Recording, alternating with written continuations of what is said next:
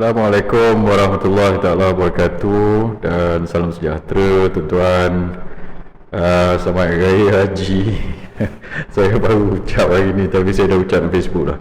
So dah dalam seminggu dua saya tak buat live tuan-tuan.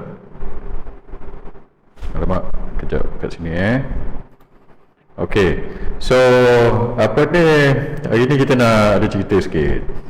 So sebelum tu saya ucapkan sekali lagi lah dalam video ni selamat Hari Raya Aidiladha. So kita masih lagi dalam mood Hari Raya Korban So saya minggu lepas saya balik kampung lah, tapi kampung saya dekat je. Saya balik Hari Raya, lepas tu solat Hari Raya di kampung saya. Kampung saya dekat dia di section U18. Siapa tahu section U18 dekat mana? Section U18 di Sungai Pelong, Pejaras. Dia Sungai Pelong, Pejaras ni kalau ikut dia dia pecahan banyak majlis ini ni kata, kalau kawasan Parlimen tu Sungai Buloh. Tapi kalau kawasan majlis perbandaran tu dalam Shah Alam. So sebab itu dia section U18. So section U18 majlis bandaraya Shah Alam. Saya ingat dulu lah, berapa puluh tahun dulu masa saya buat rumah untuk mak saya dengan ayah saya dulu, saya submit dia punya approval tu kepada Majlis Bandaraya Shah Alam. So rumah mak saya tu dalam section U18 Shah Alam, walaupun kawasan Parlimen dia Sungai Buloh, tapi dalam Majlis Bandaraya dia Shah Alam. So itu pasal dulu ingat masa saya bertanding di Shah Alam ramai ni, bukanlah ramai, adalah orang yang mulut-mulut jahat tu cakap Syam Jalil bukan orang Shah Alam lah. Memanglah saya tak duduk Shah Alam, sekarang saya duduk Putrajaya lah tapi sebenarnya mara saya tu adik-beradik saya ramai di Shah Alam. Adik saya sekarang di Elmina, lepas tu di Elmina tu masuk dalam Shah Alam tak salah saya dan Setia Alam, lepas itu di rumah mak saya section U18 Shah Alam lah tu. So itulah, so saya balik di section U18 lah, di kampung saya tu. Masjid, saya sembahyang raya di Masjid Sungai Pelong tu. Lepas tu saya balik sini balik ke Putrajaya. So saya pergi di sekitar kawasan ini je lah. So hari ni tuan-tuan, selama 1 jam macam ni, sebelum tu saya nak tanya suara okey ke tak? Sebab dia kadang-kadang je lah saya punya setting ni kan, dalam bilik yang bergema ni, kalau suara tu tak berapa elok, bagi tahu tuan-tuan pecah-pecah mic. So okey tak?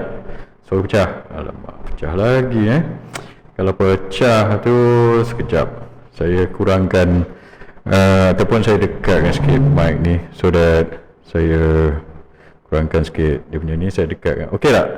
Boleh? Okey tak? Pecah ke tak pecah?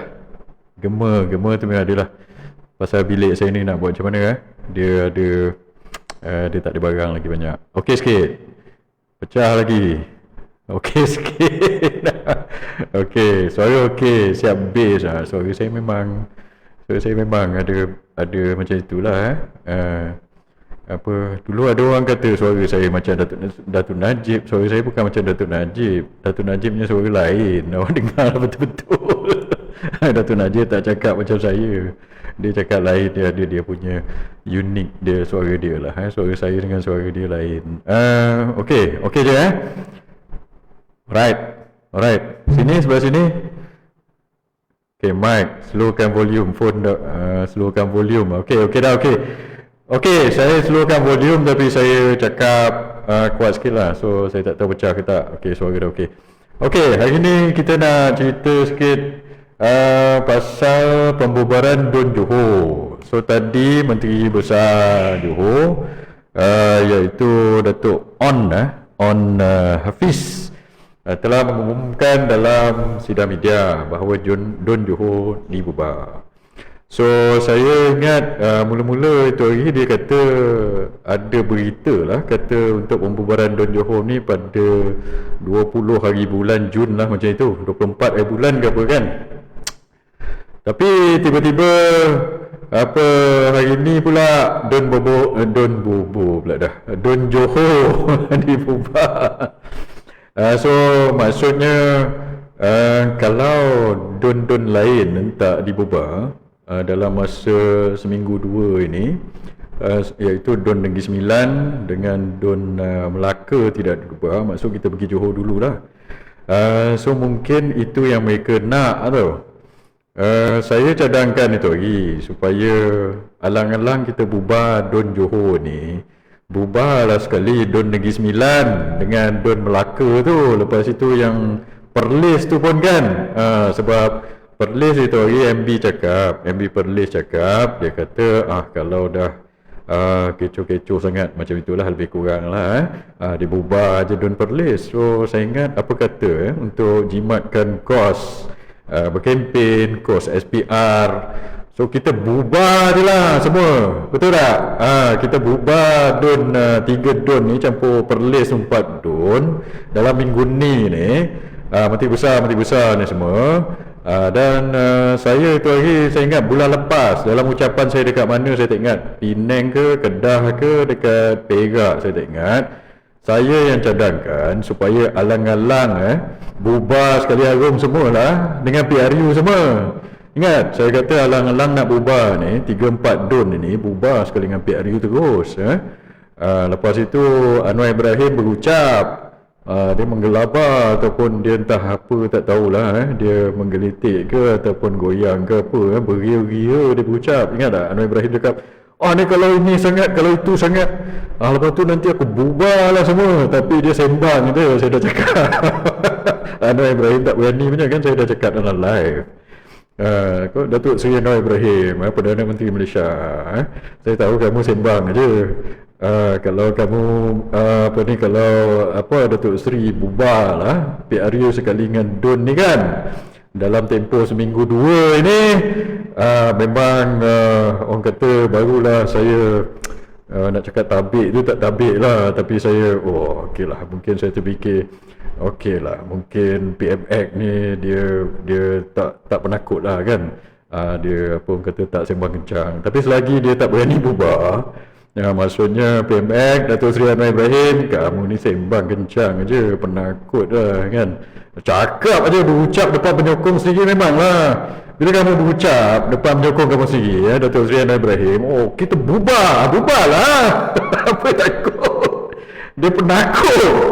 Dia takut, dia mesti takutnya. Sebab apa dia takut? Sebab dia tak pasti ni, dia tak sure macam mana penerimaan rakyat kepada mereka ini, gabungan PHBN dan sebagainya.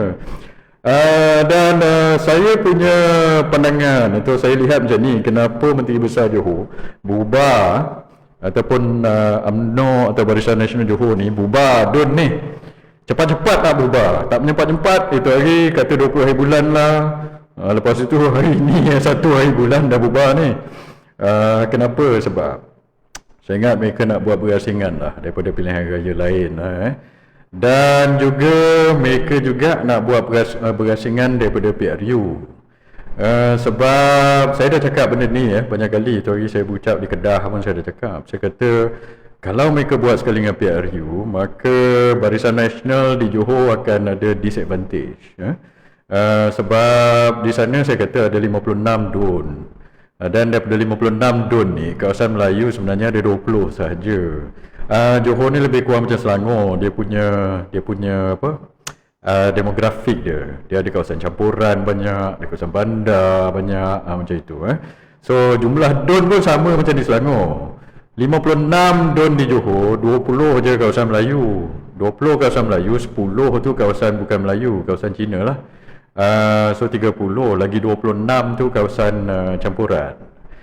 So sebab itu bila dia bubar ni, maka kalau macam itu hari yang saya pergi berkempen, ingat tak dulu masa PRN Johor tahun 2022, Saya ingat saya yang paling awal atau antara paling awal lah yang turun ke Johor. Siapa orang UMNO Johor tahulah benda ini. Siapa yang turun paling awal sekali atau antara paling awal lah. Saya nak kata saya paling awal, nanti kan ada pula orang claim dia kata dia paling awal. Tetapi saya antara paling awal lah. Saya yang pergi tengok dulu Facebook posting ke YouTube yang lama-lama yang saya berucap dekat Johor tahun 2022, 4 tahun lepas tu kan. Tanya On, dia tahulah. Tapi masa itu dia bukan MB, tanya Hasni tahulah. Saya dah buat kerja awal di Johor. So sebab itu bila saya cakap keadaan di Johor ni, saya tahulah kira-kira dia macam mana. Masa kita pergi PRN Johor dulu tahun 2022, time tu On belum jadi MB lagi. Dia time tu baru nak bertanding. Mula-mula apa orang kata dia, mula-mula saya dengar dia nak bertanding layang-layang apa ni, bukan ada satu apa sebelum dia pergi tempat tu lah, layang-layang. Lepas tu last kali dia bertanding tempat apa ni, macam ke macam mana. On bertanding mana, suara tak jelas, suara pecah. Alamak, suara pecah pula dah. So kejap tengah bercakap ni kan, suara pecah pula dah. Dia orang kata suara pecah. Sekejap. Okey, kejap. Mana saya punya benda lah tadi tu? Okay, kejap saya pergi dekat benda lah ni. Saya pergi ni. Okay, saya kurangkan dia punya ni. Okey tak? Okey. Ke suara pecah? Suara tak berapa clear pula dah. Jelas tak pecah. Okey, macam ni. Ada yang kata suara pecah, ada yang kata suara jelas. So saya tak tahu yang mana. So saya teruskan je lah. Bergema maybe kena jauh sikit dah pula dah. Okey je. Ada yang kata okey je suara. So saya nak teruskan ke ataupun nak suruh saya adjust? Ini saya tak boleh buat apa sebab bilik saya ni memang kosong lagi tau. So sementara nanti kan nak taruh benda-benda yang benda elak gema tu kan. Tapi sementara waktu tu okey, Zul kata okey je suara. Okeylah. Okey je suara. So macam ni dulu saya pergi mengempen dekat situ. Yalah, bukan saya seorang lah, ramai. Tapi saya antara awal yang pergilah.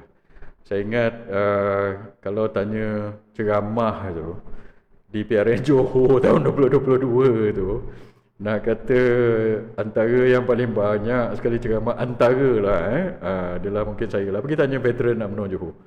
Dia yang bawa saya ke Hulu Kilir masa PRN Johor tahun 2022 tu. Siapa yang kenal lah, siapa yang tahu lah masa itu.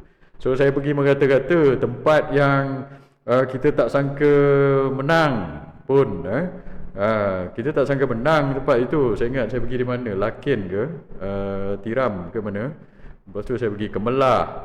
Itu semua tempat yang kita tak sangka menang tu. Saya pergi berucap kat situ, kita menang kawasan-kawasan itu. So saya dah pergi. So maksudnya apa yang saya nak cakap ini adalah saya dah pernah berkempen lah kat situ. So saya tahu sedikit sebanyak lah what I'm talking about. Orang-orang lain saya tak tahulah dia tahu ke tidak Johor ni macam mana. So di Johor ni macam ni. Dulu masa PRN 2022 kita pergi, sebenarnya kita pun tak berapa menaruh harapan tinggi sangat sampai nak menang 40 kursi masa kita pergi dulu tu. Kenapa? Sebab Johor ni banyak kawasan campuran. So satu variable dia yang orang kata kita tak boleh nak pastikan adalah sama ada pengundi-pengundi bukan Melayu ni balik ke tidak. Sebab di Johor ni macam saya cakap banyak kawasan campuran. Peratusan pengundi Melayu di Johor below 60%. Berapa persen? 50 lebih persen aja, macam di Selangor lah lebih kurang. So yang lagi 40 lebih persen itu bukan Melayu, dan mereka ini tak duduk situ, mereka banyak pengundi luar. So terutama orang muda tu, mereka kerja di Singapura, mereka kerja di Kuala Lumpur, mereka kerja di Pulau Pinang, lepas tu dan some of them tak minat pun nak balik mengundi masa PRN atau tak dapat cuti. So mereka ini dia masa PRN dia tak berapa tak balik lah. So masa PRN 2022 dulu, masa saya pergi kat sana, kira-kira saya itulah satu variable yang kita tak boleh pastikan. Tapi kita menang 40 kursi, dan bila kita cek balik peratusan keluar mengundi yang Melayu tu lebih tinggi daripada yang bukan Melayu. So bila peratusan keluar mengundi orang-orang Melayu lebih tinggi daripada peratusan keluar mengundi bukan Melayu, saya bukan kata orang bukan Melayu langsung tak keluar, tak, dia keluar juga, tapi peratusan dia ada beza. So in effect orang Melayu lawan orang Melayu dekat situ, maka Barisan Nasional ada advantage. So sebab itu pada ketika itu UMNO boleh menang 33 kursi. Dan MCA MIC pun bertanding boleh menang 7 kursi. So 40 kursi daripada 56 itu pada ketika itu adalah satu pencapaian yang boleh kata membanggakan lah. 40 daripada 56 kursi pada ketika itu. So bila cek balik maka ada beza tu, kadar keluar mengundi orang Melayu dengan orang bukan Melayu. So kali ini masa PRN Johor yang itu hari dibuat pun, dia buat berasingan daripada PRU. Kalau dia buat sekali dengan PRU, maka orang bukan Melayu ni balik beramai-ramai akan undi untuk DUN dan undi untuk Parlimen, dan keputusan dia tu sikit disable, bukan sikit lah, ada tidak memberi kelebihan kepada Barisan Nasional. Sebab itu kalau kamu orang siapa yang suka nombor-nombor ni kan, pergi masukkan keputusan PRU Parlimen Johor ke dalam DUN itu. Di setiap DUN kamu tengok berapa sebenarnya DUN yang Barisan Nasional boleh menang. So this is why mungkin dia rushing lah, saya tengok. Dia tak mau, satu tak nak buat dengan DUN-DUN lain lah, tak mau buat dengan Negeri Sembilan, tak mau buat dengan Melaka, sebab kalau dia buat 3-4 PRN ni, nanti PH pun lawan mereka di Johor ni PH. Sebab PN dekat Johor ni bukanlah saya kata lemah, dia bukan lemah, dia kuat juga, tapi tak sekuat Barisan Nasional lah. Itu tanya kawan-kawan kita di di Perikatan Nasional, so benda ini mereka akui, tak ada orang kata Perikatan Nasional lebih kuat atau terpaling kuat ke dekat situ, tak. So saya ingat mereka pun tahu. So di situ mereka okey, tapi Barisan Nasional di Johor dengan PH lah, dua ni, PH di kawasan-kawasan Cina, di kawasan campuran, Barisan Nasional di 20 kawasan Melayu. So itu diakui bahawa mereka ini lebih kuat lah daripada Perikatan Nasional. Bukan kata saya nak kata Perikatan Nasional lemah ke apa, tidak, tapi diakui bahawa PH dengan BN di Johor ini adalah kuat lah. So tapi tak apalah, kita pembangkang Perikatan Nasional, kita lawan aje lah, macam saya kata di tu hari tu kan. So sekarang bila dia pergi berasingan daripada PRN ini, maka mereka ada advantage. Tapi kalau mereka pergi 3-4 Perikatan PRN nanti, mungkin PH akan turun serentak, dia buat dia punya command center mungkin di Melaka ataupun di Negeri Sembilan, maka dia pergi mobilize lah 3 negeri ni untuk lawan Barisan Nasional dekat situ. Dan apabila itu berlaku, mungkin BN Johor atau UMNO Johor kurang sikitlah advantage. So sebab itu saya ingat on dengan Menteri Besar Johor, dengan kawan-kawan dia dekat situ, dia fikir tak boleh tunggu lama-lama. Esok nanti Kang Negeri Sembilan pun bubar, nanti Melaka pun bubar nanti. So dia hilang advantage itu. So mereka rushing lah, it's a rush punya decision lah saya ingat. Dia rushing supaya dia boleh pergi PRN ni, satu PRN Johor berbanding dengan orang lain. Dan PN sekarang ini belum 100% lagi lah, saya boleh cakap macam itu. Ada sikit-sikit. So saya ingat mereka pun nak buat pilihan raya ni sebab dikala pembangkang Perikatan Nasional, perlu ingat BN dengan PH ni dia kerajaan, dia bukan pembangkang. Dia kerajaan. Ini kerajaan lawan kerajaan ni di Johor, bukan pembangkang. Pembangkang tak masuk line pun di Johor tu saya ingat, sebab PN belum 100% lagi bersedia lah. Ada a little bit lagi lah, siapa yang tahulah, kamu orang tahulah apa, ada isu sikit lah yang perlu di sort out. Dan saya rasa itu juga sebab kenapa kerajaan sama kerajaan ni, Barisan Nasional dengan PH ni, kerajaan sama kerajaan ni, dia nak berlawan semasa pembangkang belum lagi bersedia. Sebab kalau dia tunggu lagi a few months time, pembangkang bersedia dan pembangkang jadi kuat, dan teruk juga dia orang nak berhadapan dengan PN, dengan pembangkang apabila PN lebih bersedia. So sekarang ni PN belum 100% bersedia atau belum lagi ready lah. Ada a few thing to get the house in order. Nanti kan kejap lagi kita cerita, esok lusa ke kita cerita. So sementara pembangkang tengah soft ataupun tengah get kita punya house in order ni, dia pergi buat pilihan raya Johor. So dia lawan sama sendiri dekat situ. Itu hari saya nampak ada satu posting, ni budak-budak Zahid ni buat posting. Dia kata, oh, rakyat tengah rindu Barisan Nasional memerintah menjadi kerajaan. Dia orang ni saya ingat baru hisap gam ke apa, saya tak tahu. Barisan Nasional adalah kerajaan sekarang, bukan pembangkang. Kau orang yang buat statement tu hisap gam ke apa? Kan?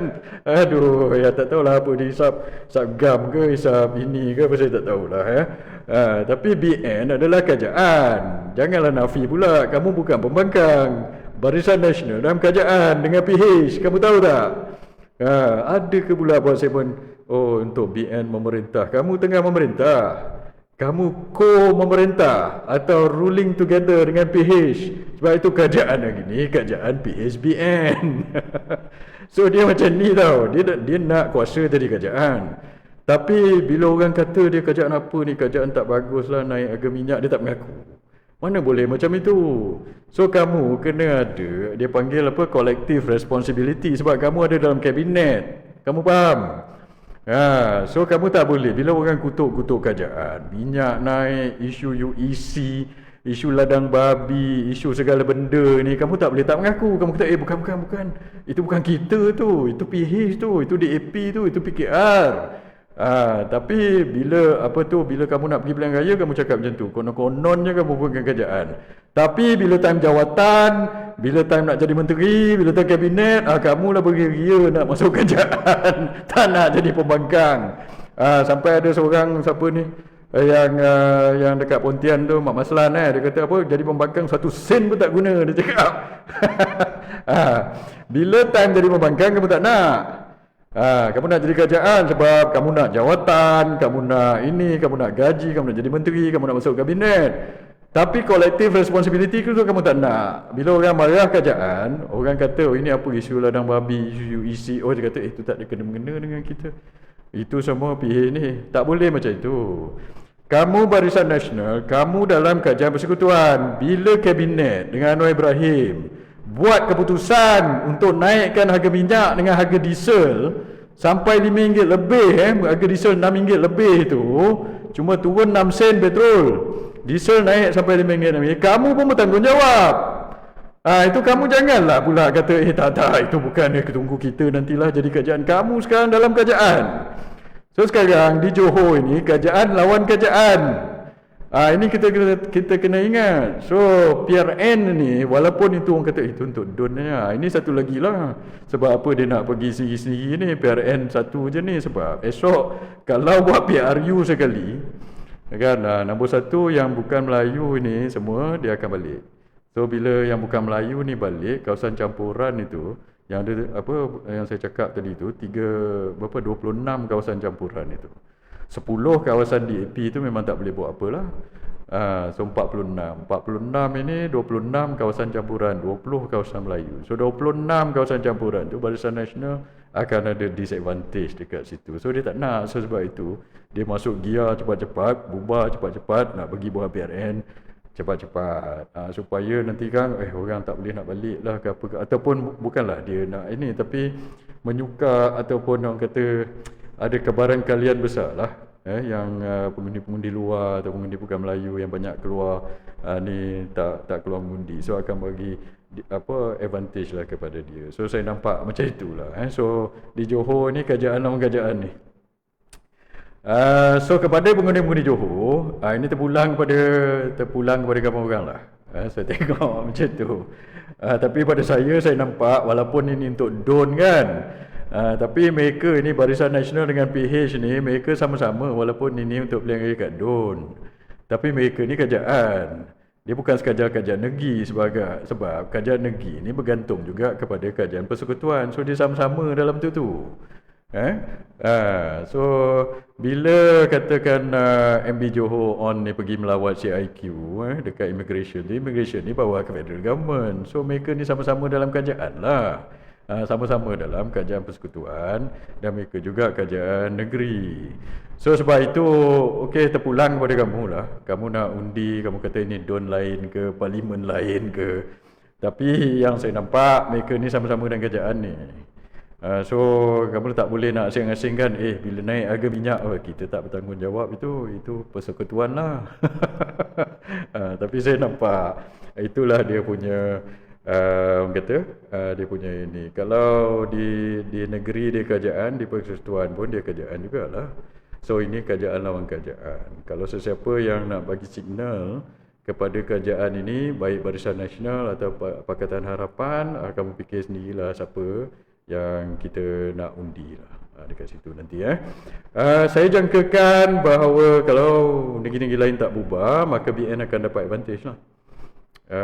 So tactically lah, kalau negeri lain tak bubar, dia pergi ni, lepas itu orang bukan Melayu atau pengundi bukan Melayu tak balik, maka saya letak KPI lah. Bukanlah saya nak letak KPI lah, ini saya punya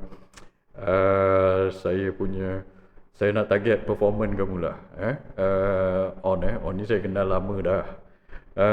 So kalau kamu maintain 40 kursi, itu tak impresif. Itu kita pernah buat dulu masa kamu belum jadi menteri besar. Itu saya dengan kawan-kawan masa tu ramai. Zahid dia turun sekejap je. Dia time tu dia baru balik. Di Melaka dia tak ada langsung, last minute baru dia turun. Masa tu Datuk Najib ada, Datuk Mak Hassan ada. Lepas itu dengan geng-geng UMNO original lah, UMNO Johor, veteran UMNO, tanya veteran UMNO dulu yang bawa saya pergi satu Johor tu kan. Itu kita orang berkempen. Saya ingat saya ceramah masa satu hari 3-4 ceramah. Saya ni sampai ke malam, daripada pagi sampai malam, sampai pukul 12 malam. Saya ingat time tu. Pergi tengok video-video lama saya. Dan time tu kita orang dapat 40 kursi. So kamu sekarang dalam kerajaan negeri pun, kerajaan negeri Barisan Nasional, dan di persekutuan pun Barisan Nasional sebagai kerajaan. So saya expect you have to do better than 40 lah. So kalau kamu dapat 40 atau kurang daripada 40, maksudnya fail lah tu, pada saya lah. So you got to get, kalau saya lah, kalau kamu betul-betul nak tunjuk yang kecemerlangan Barisan Nasional sekarang ini di Johor, saya bagi kamu target 46. Kamu kena menang 46. Barulah saya orang kata okey lah, kamu ni terror lah kalau kamu boleh menang 46. Bawah daripada 46 kalau kamu menang, kamu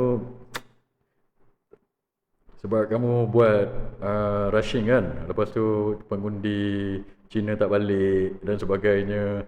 So dia macam kamu menang taktikal je lah, bukan menggambarkan sokongan sebenar. So you have to menang 46. Kenapa 46? 10 kawasan tu, kawasan DAP tu memang kamu tak boleh nak buat apa lah.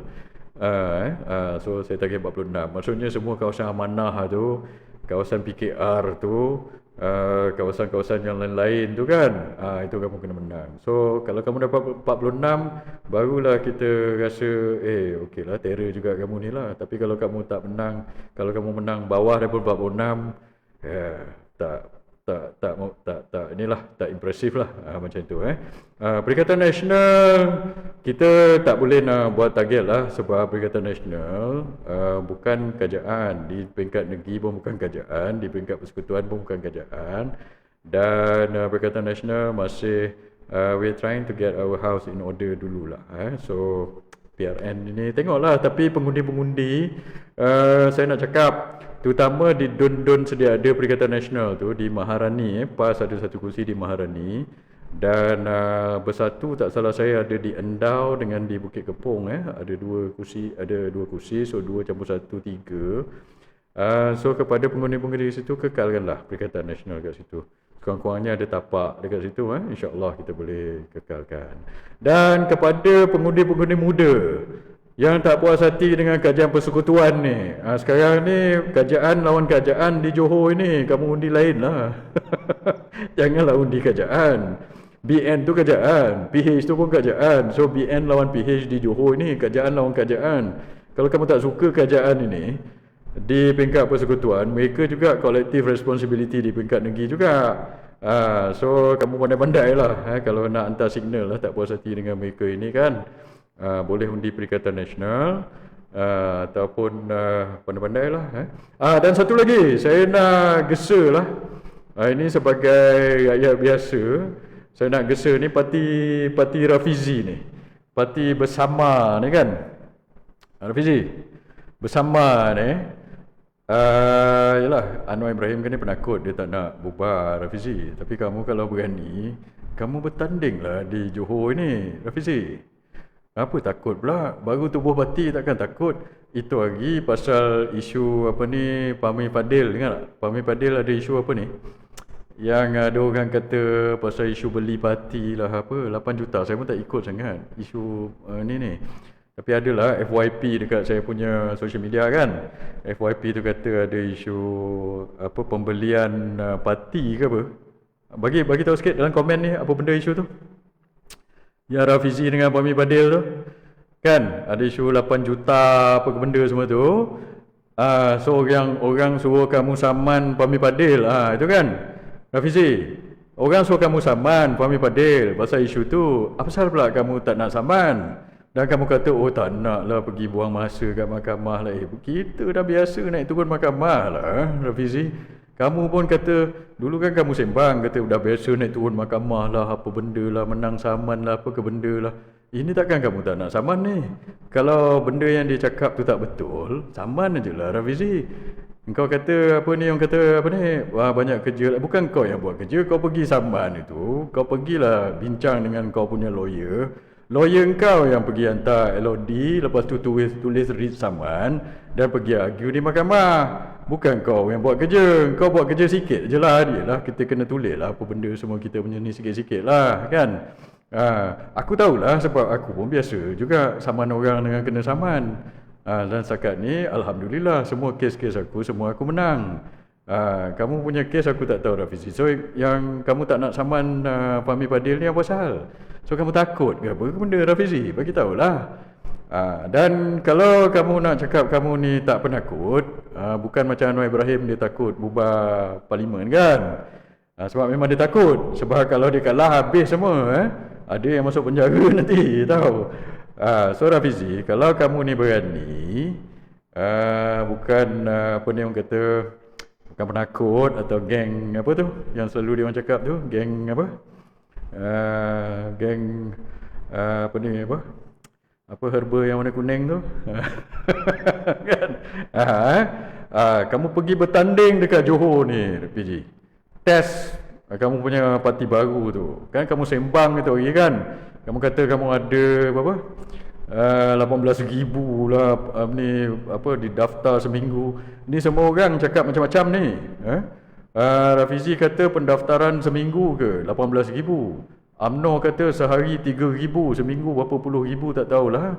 Pami Fadil pun kata apa 5,000 sebulan ke apa macam itu. Beribu-ribu ni datang daripada mana? Okey, tak apalah. Kamu kata ini macam taktik biasa lah. Dulu bila masa zaman dia orang ni bila nak pilihan raya je kan, oh ada penyertaan ahli lah apa, ini perkara biasa dalam politik lah.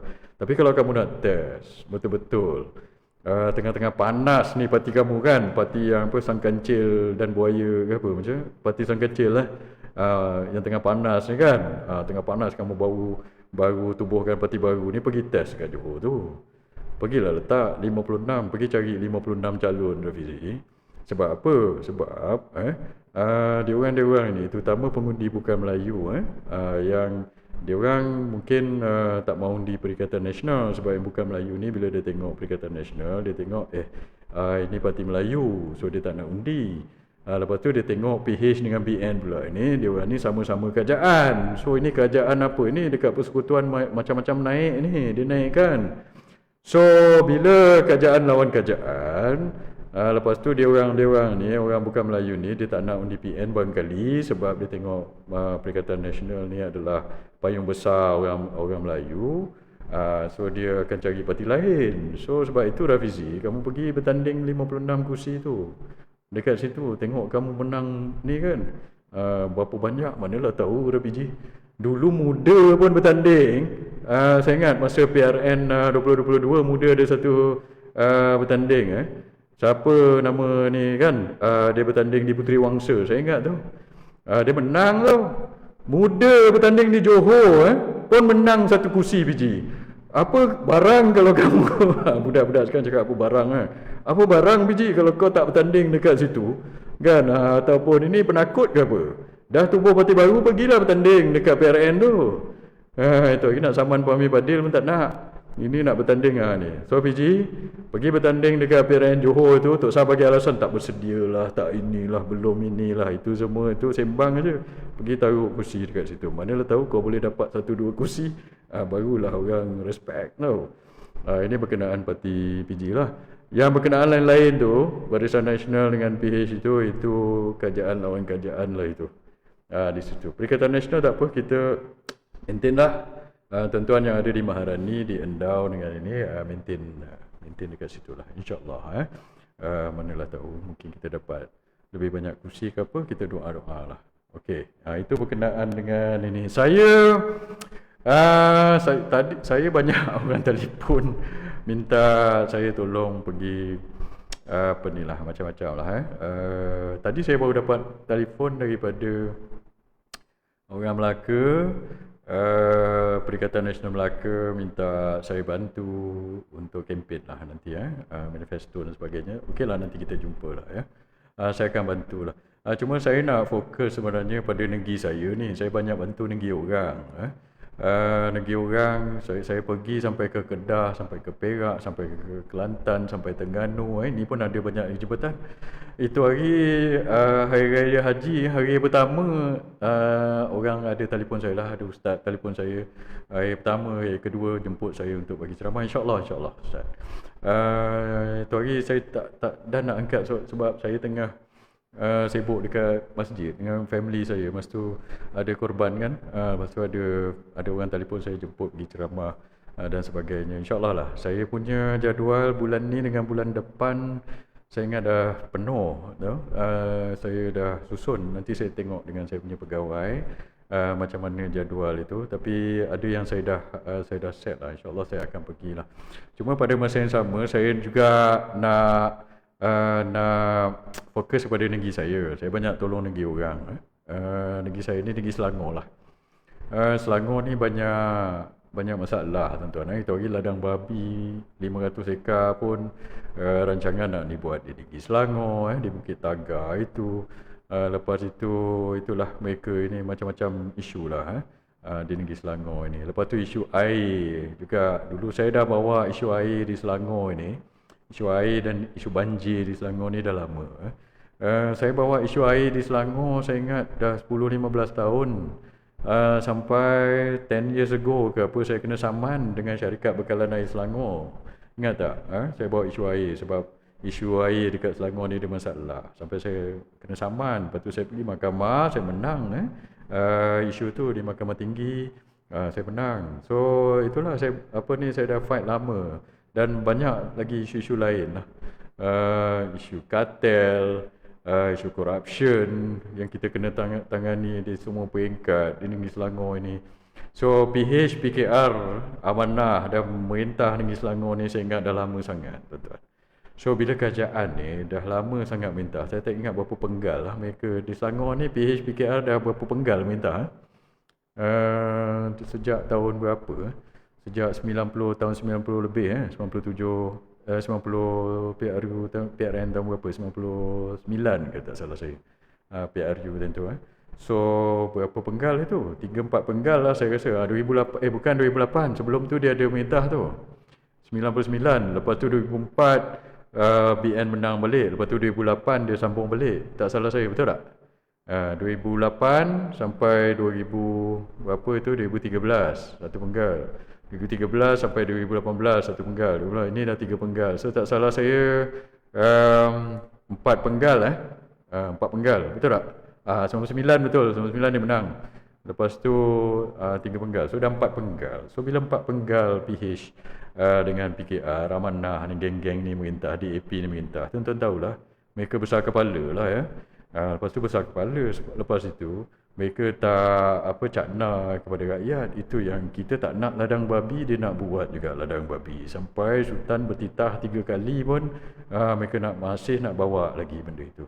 Itu belum saya cerita pasal isu air lagi so saya dah cakap, saya bawa isu air lama benda itu. Saya bawa isu banjir lagi di Selangor ni, tak berhenti-henti. Kamu di Selangor, kerajaan hari ni saya tak tahulah, kerajaan negeri Selangor, pemimpin politik ni macam-macam lah dia nak buat benda yang teknologi tinggi, tetapi basic infrastructure pun tak settle di negeri Selangor. Air, kamu tahu di negeri Selangor ni, kamu cek macam mana. Ada kawasan terputus bekalan mungkin ada, tapi isu yang lebih besar adalah air bersih kepada semua lah. Ini isu yang saya bawa lama lah dulu. Nanti kita cerita lagi ini. Tapi saya nak fokus negeri saya ni lah dulu tuan-tuan. Dah 4 penggal dah mereka ni minta tuan-tuan. Dah 4 penggal dah. So it's about time lah. Apa orang putih kata, kerajaan ni macam diapers, pampers.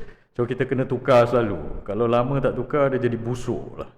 So saya ingat di Selangor ini pun it's about time kita akan kita kena tukar mereka ini, kita kena tukar selalu tuan-tuan. Tak boleh lama sangat. 4 penggal tu cukup lah tu. So macam-macam, dengan paip bergetar lah, meletup lah, apa ke benda lah, macam-macam isu. So di Selangor saya nak saya selalu ada di area sini-sini lah. Saya duduk sekarang di Putrajaya. Putrajaya ini tengah-tengah Selangor tuan-tuan. Dan rumah saya yang lama dulu di Sepang sebenarnya. So saya main area sini je lah. Saya berjaya dalam Sepang. Rumah lama saya di Sepang, di dekat di island tu. Tapi sekarang di Putrajaya. Lepas tu rumah mak saya di Sungai Buloh, Shah Alam, U18 Shah Alam itu. Rumah adik-beradik saya banyak di Shah Alam. So area-area ni lah dekat-dekat saya. Kita mula dekat sini dululah. Dan saya pun dulu bertanding Shah Alam. Saya ramai orang kenal, saya kenal ramai orang di Shah Alam. So itulah, nanti kita akan round-round lah di Shah Alam, Sepang, area Shah Alam, area Sepang dan area sini lah. Shah Alam, Sepang, Putrajaya walaupun tak masuk dalam Selangor, tapi dia di tengah-tengah Selangor. So apa yang berlaku di Selangor akan efek Putrajaya, sebab air daripada Selangor ni diambil, air daripada Putrajaya ni diambil di Selangor tuan-tuan. So tak apa, nanti kita buat di Selangor itu. Tapi kita kena tukar kerajaan di Selangor ni tuan-tuan. Nanti saya bantulah. Saya dah pergi merata tempat dan saya nak tengok juga negeri saya ni. Apa lagi kita nak cerita berkenaan dengan ni Johor tu, nanti kita ni so dekat situ pembangkang kerajaan lawan kerajaan macam saya cakap tadi. Dan satu lagi tadi ada orang tanya saya berkenaan dengan Perikatan Nasional lah, berkenaan dengan ada sikit krisis lah antara PAS dengan Bersatu ini. Saya tak mau campur sangatlah tuan-tuan sebab saya nak supaya pembangkang atau Perikatan Nasional ni bersatu padu lah tuan-tuan. So dalam Quran pun cakap waqtasimu bihablillah jami'an wala tafarraqu kan. Berpeganglah kita dengan tali Allah, kepada tali Allah, janganlah kita berpecah belah tau. So saya nak kita satu-satukanlah hati yang bertelingkah ini. So kalau orang telefon saya daripada dua-dua pihak pun ada yang telefon saya bercakap lah, saya punya pendapat lah. Saya kenal daripada dua-dua pihak. Bersatu pun saya kenal, PAS pun saya kenal. So kepada siapa yang tahu, yang telefon saya tu tahulah saya punya pandangan apa. Saya punya pandangan, kalau boleh kita satukan hati-hati yang bertelagah lah. Sebab kita nak pergi pilihan raya, Perikatan Nasional ini, kita nak supaya Perikatan Nasional ni bersatu padulah. So kalau ada perpecahan dalam Perikatan Nasional, macam mana kita nak pergi perang lawan PHBN ni nanti ya.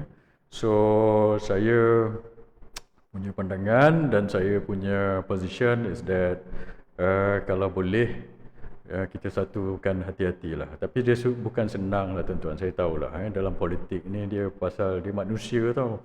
Ini yang banyak penganalisis politik, teori-teori ke, profesor-profesor ke, sains politik ke, mungkin dia tak nampak, dia belajar sains politik kan. Dia komen lah, saya tak apalah, dia orang buat kerja dia orang lah, dia pakar dalam bidang akademik ke apa kan.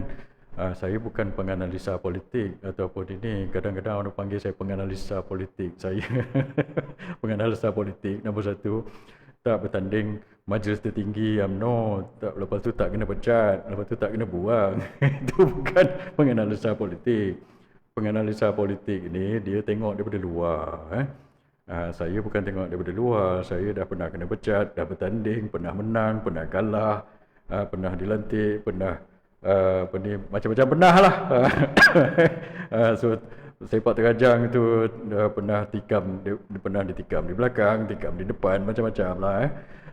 So sebagai orang yang dah bermain dalam politik ni kan, yang pernah kena macam-macam lah. Ada orang dia kata, oh dia lama dah berpolitik tapi kamu tak pernah bertanding, tak pernah bertanding majlis tertinggi, tak pernah ini. Ada yang kadang amdap tu dia berlagak dengan saya tu lagi, baru jadi ketua bahagian dah berlagak. Dia baru ketua bahagian amdap ni seorang, siapa ni yang berlagak dengan saya tu, budak-budak baru nak up tu macam-macam. Dia cakap dengan saya, ada seorang tu dekat KL tu, apa benda nama dia budak tu. Lepas tu ada seorang lagi entah kat mana dekat Selangor tu kan, dia berlagak cakap Isyam Jalil, kamu baru menang ketua bahagian kau dah berlagak. Dia cakap saya tak pernah bertanding ketua bahagian lah, tak pernah menang ketua bahagian lah, apalah. Siapa yang pernah bertanding ketua bahagian UMNO tahulah, bukan susah nak menang ketua bahagian. Siapa nak bertanding ketua bahagian UMNO, senang aja. Siapa yang tahulah kan. Aku tak pakai cara tu. Sebab itu aku tak tak hadap sangat nak jadi ketua bahagian. Sebab siapa nak bertanding ketua bahagian UMNO, pergi tanya orang dalam UMNO tu macam mana nak menang jadi ketua bahagian UMNO. Senang je. Kan, siapa tahu dalam komen ni tahu. Aku tak hadap benda tu. Kalau kamu orang terror, pergi bertanding majlis tertinggi UMNO. Kau ketua bahagian UMNO yang baru nak up ni, kau tak pernah bertanding ketua bahagian UMNO tanpa duit. Tahu, dan nama tak masuk dalam cai. Saya bertanding ke majlis tertinggi UMNO, nama tak masuk dalam cai, tak pakai duit dan saya menang. Kalau kamu terror sangat, pergi buat macam itu. Janganlah pergi bertanding majlis tertinggi, lepas tu pergi tebak duit lah. Apa semua itu tak acik lah. Buat macam saya, tengok kamu boleh menang ke tak. Tak payahlah berlagak. Itu lain. So sebagai orang yang dah nampak banyak benda lah dalam parti ni semuanya, itu yang saya nak cakap.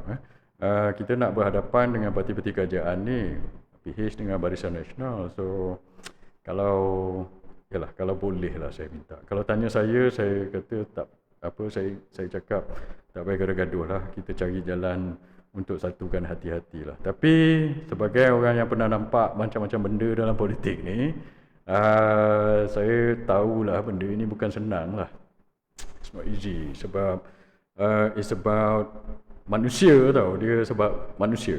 Bila manusia ni dia bukan kita kenal orang itu dengan orang ni. Ini yang benda-benda yang profesor-profesor penganalisa sains politik ni dia tak tahu atau tak nampak. Dia tengok buku, lepas tu dia belajar sains politik macam tu, lepas tu dia tak nampak human factor tu dalam pengiraan politik ni. Di pengiraan politik ni banyak human factor sebenarnya.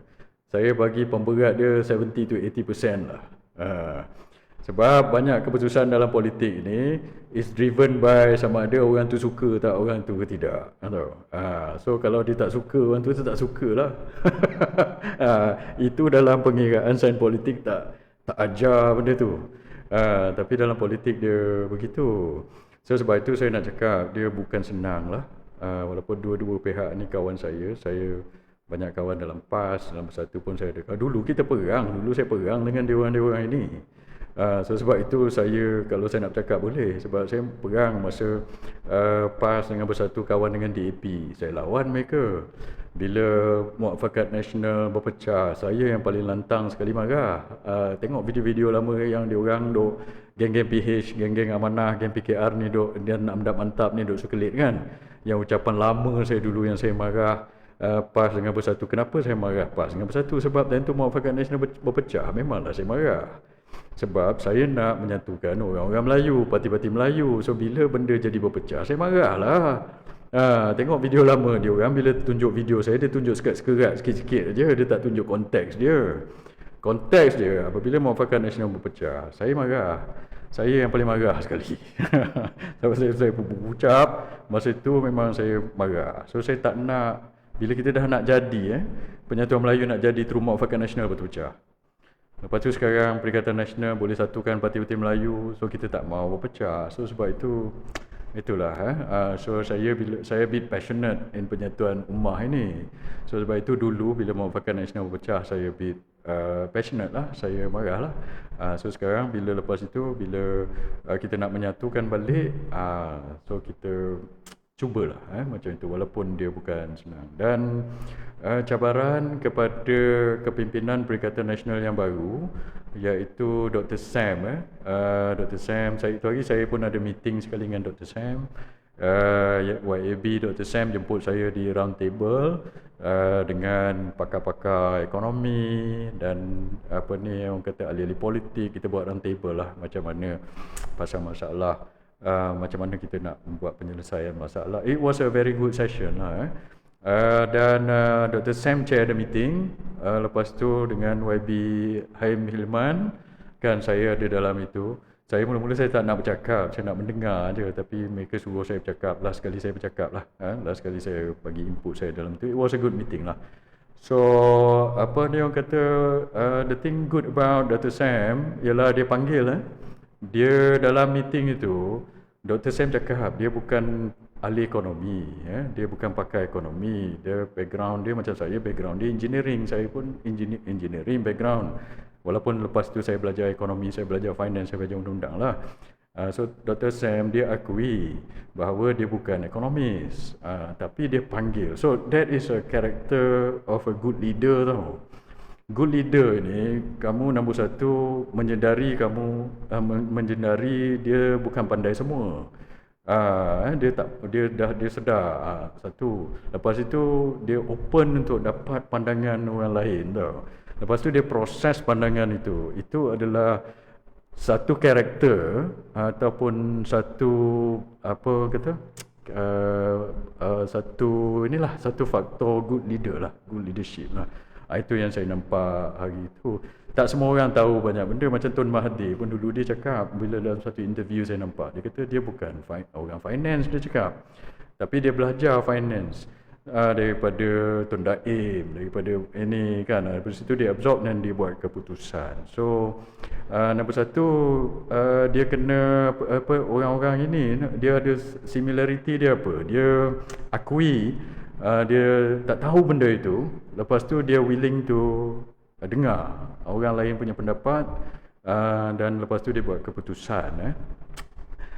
Saya dulu saya berpeluang bekerja dengan Datuk Najib. Datuk Najib pun macam itu juga. Tun Mahathir, lepas tu saya berpeluang untuk apa orang kata berjumpa dengan Tun Mahathir. So saya belajarlah daripada pemimpin-pemimpin ini. Ada setiap pemimpin tu ada style dia masing-masing. Tapi apa benda baik tu kita ambil lah Yang tak bagusnya adalah orang-orang macam, semua benda lah dia terpaling tahulah.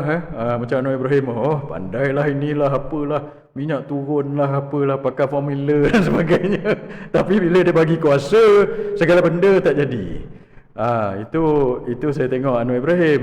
Alamak, apa pasal ni benda ni ada kacau, ada gangguan sikit tuan-tuan.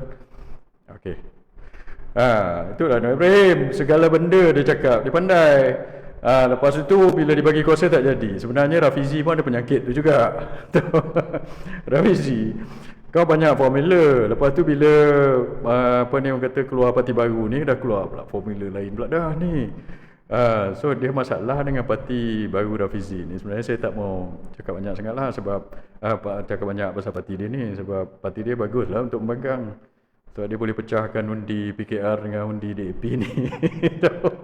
Tapi saya komen sikit benda ni lah.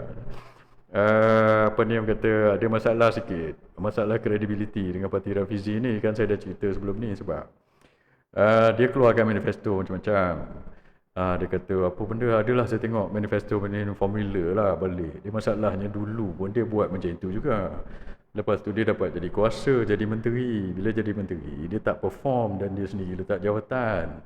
So, masa jadi menteri, formula semua ke laut. So, sekarang, lepas jadi menteri, nak buat formula balik. Itu orang persoal tu.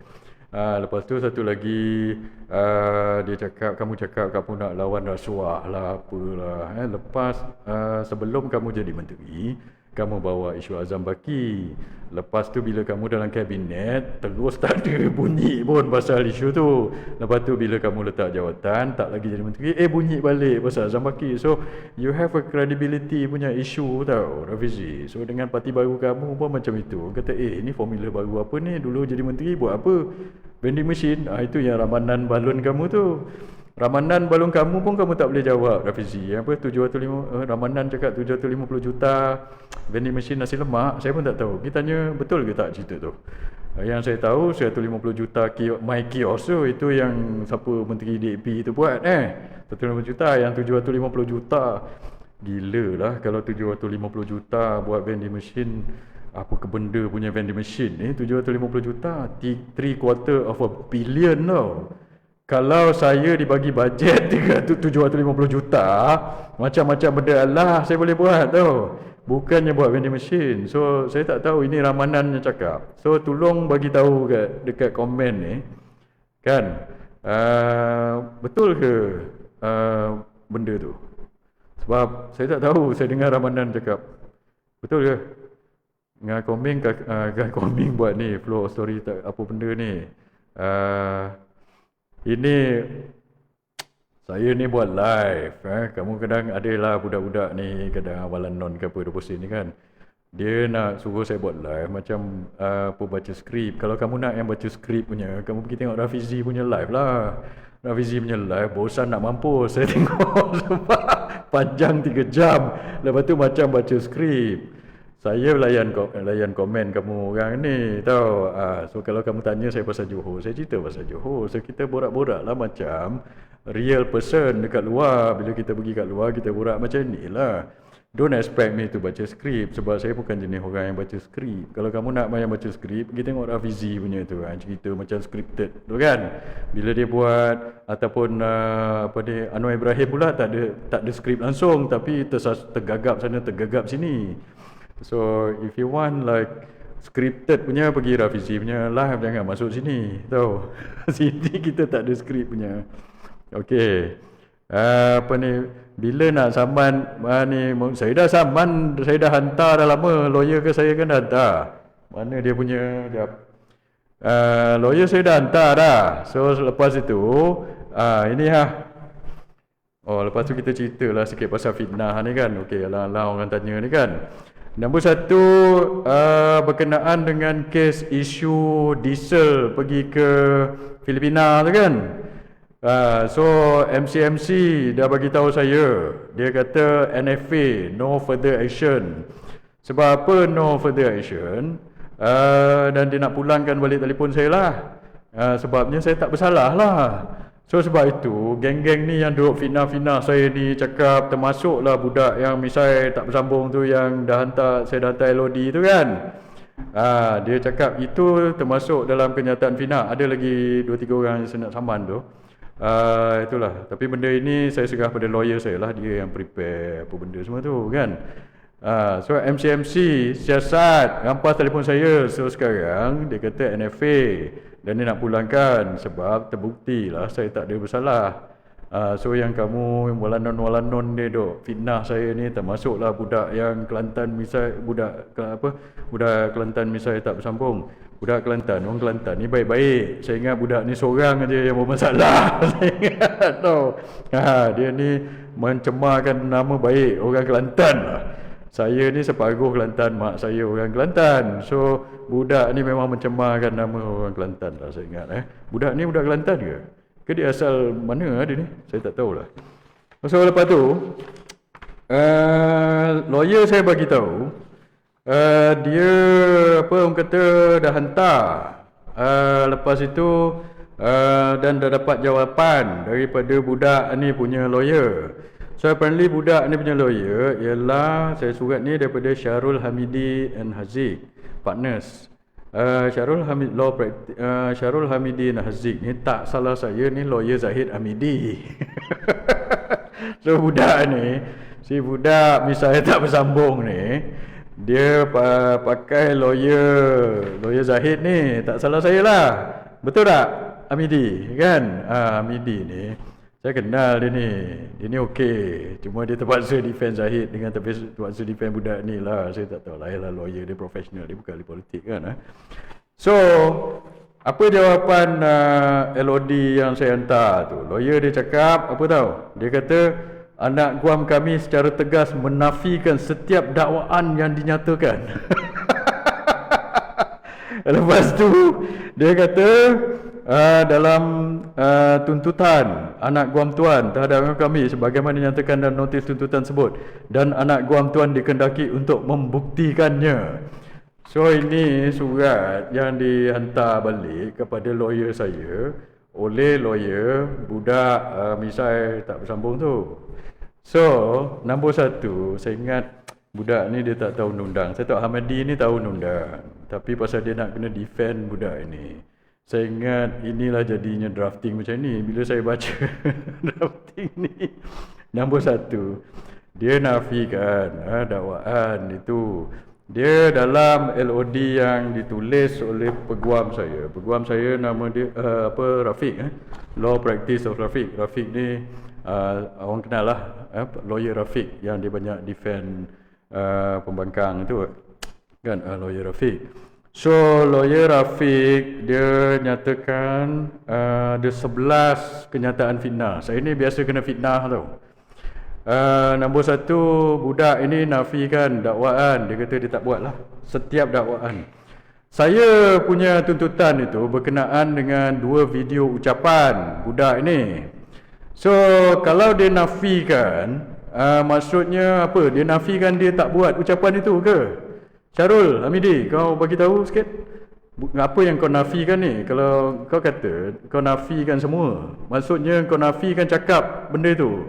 Sebab dalam defamation law, lepas tu dia kata notis tuntutan anak guam tuan dikendaki untuk membuktikan. Nombor satu, budak ini, Hamidi, kau tahu undang-undang kan? Saya ingat kau terpaksa tulis macam ni. Dalam defamation law, yang kena buktikan adalah orang yang membuat fitnah itu, bukan orang yang difitnah. Saya tak tahulah, aduh, macam mana punya drafting ini. Siapa yang lawyer dalam ni tahu kan? In defamation law in tort, defamation law saja yang mana siapa yang buat cause of action, siapa yang buat initiate the action itu tak perlu buktikan. Dalam defamation law saja yang perlu buktikan kenyataan itu adalah betul, adalah orang yang fitnah itu. Mana sebab itulah bila kamu tulis surat macam ni, Midi, aduh, mungkin kamu terpaksa apa, saya tak tahulah ya. Nombor satu, sebab saya dah cakap, saya dah apa ni orang kata pergi naik turun mahkamah berkenaan dengan saman-saman ni dah banyak kali ya. Ini bukan macam kali. Saya dah cakap tadi, masa saya kena saman dulu 10 berapa tahun lepas, syarikat bekalan air Selangor pun pernah saman saya, tahu tak? Dan saya lawan, saya menang. Lepas tu dengan orang-orang besar, tak payah disebut, pergi Google lah siapa yang saman saya. Saya tak mau sebut dalam ni. Pergi Google siapa yang pernah saman saya. Saya lawan di mahkamah dan saya menang. So setakat kamu nak tulis macam ini kan, kamu cek baliklah undang-undang. Nombor satu, siapa yang membuat kenyataan fitnah itu, defense dia yang perlu buktikan yang bahawa kenyataan dia tu benar. Itu dia dinamakan defense of justification. Takkanlah ini pun kamu tak tahu, buat malu je lah. Okey lah, itu nombor satu. Ataupun dia cakap dalam ini, sebab surat jawapan dia 2 page je, ringkas kan. Ataupun dia nafikan yang dia ke berucap dalam video itu. Ini mungkin mengkali macam kes apa ni dulu yang ada siapa kata itu muka macam saya, suara macam saya, tapi itu bukan saya. Mungkinlah kot. Adakah itu yang kamu nafikan? Sama ada kamu yang berucap itu. Sebab kalau kamu nafikan itu senang jadi buktikan. Ada 2 video muka kamu lah ada dalam itu. Itu mungkin itu yang kamu kata suruh saya buktikan tu. Kalau nak buktikan itu senang aja, ambil lah video tu. Kita ada, semua orang ada, pergi dalam internet. Video yang kamu cakap, yang saya cakap, okey lah, saya baca lah apa benda kenyataan fitnah. Ada 11 kenyataan fitnah yang budak ni buat terhadap saya. Nombor 1, dia ada 2 video. Dia kata yang kau pandai-pandai cakap itu minyak daripada Anwar Ibrahim, minyak daripada kerajaan Malaysia ni apa pasal? Okey, ini fitnah. Saya tak pernah cakap minyak itu daripada Anwar Ibrahim dan minyak itu daripada kerajaan Malaysia. Ini fitnah. Dan MC pun telah cakap itu lagi yang video saya berkenaan dengan apa benda itu kan. Tidak ada kesalahan. So dekat sini aja kamu dah kalah. Kamu nak cakap apa ni sebenarnya? Nak nafi apa? Kenyataan 2. Dia kata at least misai aku ni tak makan duit fitnah macam kau. So kan dia telah memfitnah saya makan duit fitnah. Tahu, itu adalah very defamatory tu. Nombor 3, ini nombor 3, antara punca Datuk Seri Najib jatuh adalah percaya kepada pegawai, percaya macam pegawai kau. Dia cakap Datuk Najib jatuh ni sebab percaya pada pegawai. So maksudnya dia defame saya. Dia kata Najib jatuh pasal saya ni tau. Nombor 3. Okey. Itu kamu nak nafi apa ni? Nombor 4. Ini aku baca je lah. Okey, lagi.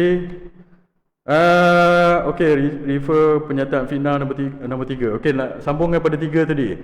Dia kata, pegawai inilah yang merosakkan personality Datuk Seri Najib. Aku yang merosakkan, dia tulis. Antara pegawainya siapa? Antara pegawainya adalah Isham Jalil. Isham Jalil ini adalah perosak kepada Datuk Seri Najib. Kalau melihat kepada kenyataan Isham Jalil hari ini, patutlah Datuk Seri Najib jatuh. So, dia cakap dalam video dia, bukan Jolo tau, bukan orang lain tau, bukan apa tau. So, dia refer specifically, saya telah menjatuhkan dan merosakkan Datuk Seri Najib. Ini kenyataan yang kamu kena buktikan. Sebab itu kita akan pergi ni, kita pergi mahkamah lah. So peguam aku boleh soal kau dalam mahkamah itu. Kamu faham tak? Ini jangan deny. Ini taklah, tak deny. So kamu yang kena buktikan apa yang kamu cakap ni betul. Kamu tahu tak? Takkan kamu tak tahu undang-undang? Habidi, kau nasihat sikit budak ni. Aduh, lepas itu kenyataan fitnah 4. Sewaktu selepas PRU ke-14, Isham Jalil diberi jawatan Ketua Penerangan. Sewaktu dia jadi Ketua Penerangan, dia bertugas tak untuk memberi penerangan kepada orang? Tak, dia cakap. Sewaktu dia ada dalam jawatan penerangan, hancur penerangan Barisan Nasional, hancur UMNO. Nombor 1, aku jadi Ketua Penerangan lepas PRU 15, bukan PRU 14. Itu pun dah salah. PRU 14, saya Ketua Penerangan Barisan Nasional Selangor. Dan saya Ketua Penerangan Cawangan. Di Cawangan saya, ada orang kata saya bukan daripada Cawangan lah. Aku daripada Cawangan. Aku Ketua Penerangan Cawangan, tahu. Pekan Sungai Pelong, pergi tengok dekat situ. Dan adakah saya buat kerja? Ya, pergi tengok video-video lama itu. Apa yang aku buat? Dia kata tak, tipu, fitnah, palsu. Lepas tu, sewaktu dia ada dalam jawatan penerangan, hancur penerangan Barisan Nasional, hancur UMNO. Ini pun kamu kena buktikan. Sebab masa lepas PRU 14, yang pergi berkempen dekat PRN, PRK yang menang tu siapa dia? Aku ke engkau? Akulah. Ini sebab itu kita pergi jumpa kat mahkamah lah. Kau tak payah nak deny. Kau panggil lawyer Zahid tu. Woi, pandai betul fitnah aku ni kan. Lepas tu selepas dia pegang jawatan, lepas tak ada jawatan, baru nampak ada fungsi. Walaupun penerangan dia penuh dengan fitnah. So dia kata lepas saya tak ada jawatan, baru nampak ada fungsi. Dia kata masa aku pergi jadi Ketua Penerangan tu langsung tak apa-apa. Lepas tu penerangan dia penuh dengan fitnah. Bila kamu cakap penerangan saya, aku penuh dengan fitnah, itu in fact is defamatory tau. Hai budak ini. Itu kenyataan fitnah 5. Kenyataan fitnah 6, dia nak bertanding sebagai Ketua Bahagian Shah Alam. Kamu cakap. So ini satu lagi. Kau pergi tanya, ini kamu kena buktikan di mahkamah. Ini. Saya tak pernah nak bertanding ketua bahagian Shah Alam. Ini kamu ni fabrikasi. Bila fabrikasi benda-benda ini setiap 11 kenyataan yang kamu buat ini, yang kau buat ni budak, misalnya tak bersambung yang aku lupa nama kau ni, peguam aku ingatlah nama kau. Ini semua ini fabrikasi, penipuan, fitnah. Kamu nak cakap deny apa lagi dah? Bila masa pula aku nak bertanding ketua bahagian Shah Alam? Saya lepas PRU 15 itu hari, saya tukar saya daripada bahagian Sungai Buloh. Saya tak masuk pun bahagian Shah Alam walaupun dia bertanding situ. Zahid suruh saya bertanding dekat Shah Alam. Lepas itu, lepas PRU, saya tukar ke bahagian Putrajaya. Apa kejadahnya aku pergi tukar jadi ahli UMNO bahagian Putrajaya kalau aku nak bertanding ketua bahagian Shah Alam. Ini dia ni, dia nak cakap macam mana nak bertanding ketua bahagian, sedang ketua cawangan pun hancur, tak ada. Dia cakap saya tak ada cawangan. Saya dalam UMNO, kamu nak jadi ahli UMNO mestilah ada cawangan. Tak semestinya dia jadi ketua cawangan. Ini kenyataan fitnah 6. Kenyataan fitnah 7. Lepas tu nak minta jawatan, bekerja nak cari gaji 30,000 sebulan untuk tampung kos overhead. Lepas tu jadi oleh kerana UMNO tidak boleh menyediakan jawatan kepada dia dengan permintaan gaji 30,000 sebulan, dia jadi meroyan. Dia rasa tak puas hati dengan UMNO, tak puas hati dengan Zahid. So dia cakap, saya meroyan. Ini fitnah yang dimulakan dulu daripada siapa tau? Yang kata saya attack Zahid, attack ini semua ni sebab saya tak dapat jawatan. Ini dimulakan oleh ini apa benda ni, Saitro ni, Loman Adam dengan budak-budak itu yang saya nak saman juga ini. Dulu kan aku dah cakap, ini fitnah yang dimulakan oleh dia orang. Yang lagi 2-3 orang tadi yang sebut nama tu, kau tunggulah nanti.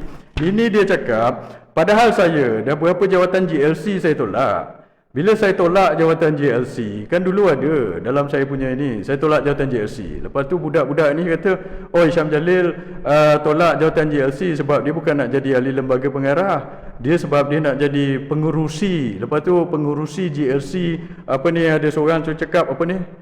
Zahid punya Sepol tu yang saya nak saman juga ini, yang dia kata apa, oh nak jadi pengurusi Risda, pengurusi Felda, apa ke benda. Itu. So budak ni saya tak bersambung ni. Dia mungkin dah tertinggal bas. Dia pergi dengar-dengar cerita orang yang benda itu kita dah ulas dulu dalam saya punya live. Yang saya dah templak balik budak-budak yang fitnah saya, yang kata saya lawan Zahid Midi sebab tak dapat jawatan ni. Dia tertinggal bas. Dia pergi ulang balik naratif itu. Lepas tu dia tak mengaku. Dia kata ini semua dakwaan lah pekerjadah. Kau dengar tak?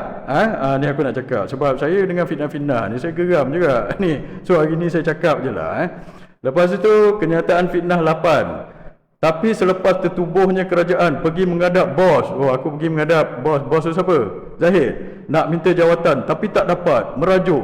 Jadi dia merajuk menggunakan modal Datuk Seri Najib. Oh, aku merajuk guna modal Datuk Seri Najib pergi jumpa Zahid. Kononnya Datuk Seri Najib tidak dibela dengan baik. Bukan soal dia nak bela Datuk Seri Najib, dia persoalkan kenapa orang tak bela dia. Kenapa UMNO tak bela dia? Dia nak jawatan, nak 30,000 sebulan. Ini satu lagi, kamu pergi nanti di mahkamah, kau kena cerita siapa yang apa ni bagi tahu kau benda ini. Nombor 1, ambil affidavit dia. Sebab kalau asal cerita ni daripada orang itu pun aku boleh saman. Sebab dia yang memulakan fitnah. Kamu ini pergi dengar orang buat fitnah, lepas tu kamu pergi buat video fitnah lagi. Ini dalam politik Malaysia ni yang kita kena lawan, tuan-tuan. Sebab politik Malaysia ni bila dia tak boleh lawan hujah dasar. Macam saya tak, kalau siapa yang kenal saya tak ambil apa ni isu-isu peribadi ni. Saya kurang bawa. Saya tak cakap orang tu peliwat, orang itu main inilah, orang itu ada skandal lah. Itu bukan politik saya. Pergi tengok politik saya macam mana. Sebab saya tak suka benda-benda macam inilah. Bila tak boleh jawab hujah kita, dia pergi buat fitnah peribadi ni. Kalau benda tu betul, tak apa. Ini benda fabrikasi palsu ni. Lepas tu kau pergi ulang-ulang pasal nak memburukkan orang, tahu tak? Ini. Tapi tak apa, kau pergilah nanti dalam mahkamah kau jawab benda ini. Mana siapa bagi tahu aku, siapa yang bagi tahu kau benda ini? Sebab siapa yang bagi tahu kau benda ni pun aku nak saman juga. Sebab ini kita kena hapuskan fitnah-fitnah ni, fabrikasi palsu, memburuk, bawa mulut busuk pasal orang ini. Sama juga macam Lokman Adam dulu bawa kata apa, inilah panggil saya apa, Fifi lah, tak siapa dia entah benda itu. Ini seorang lagi ni, kau tunggulah nanti.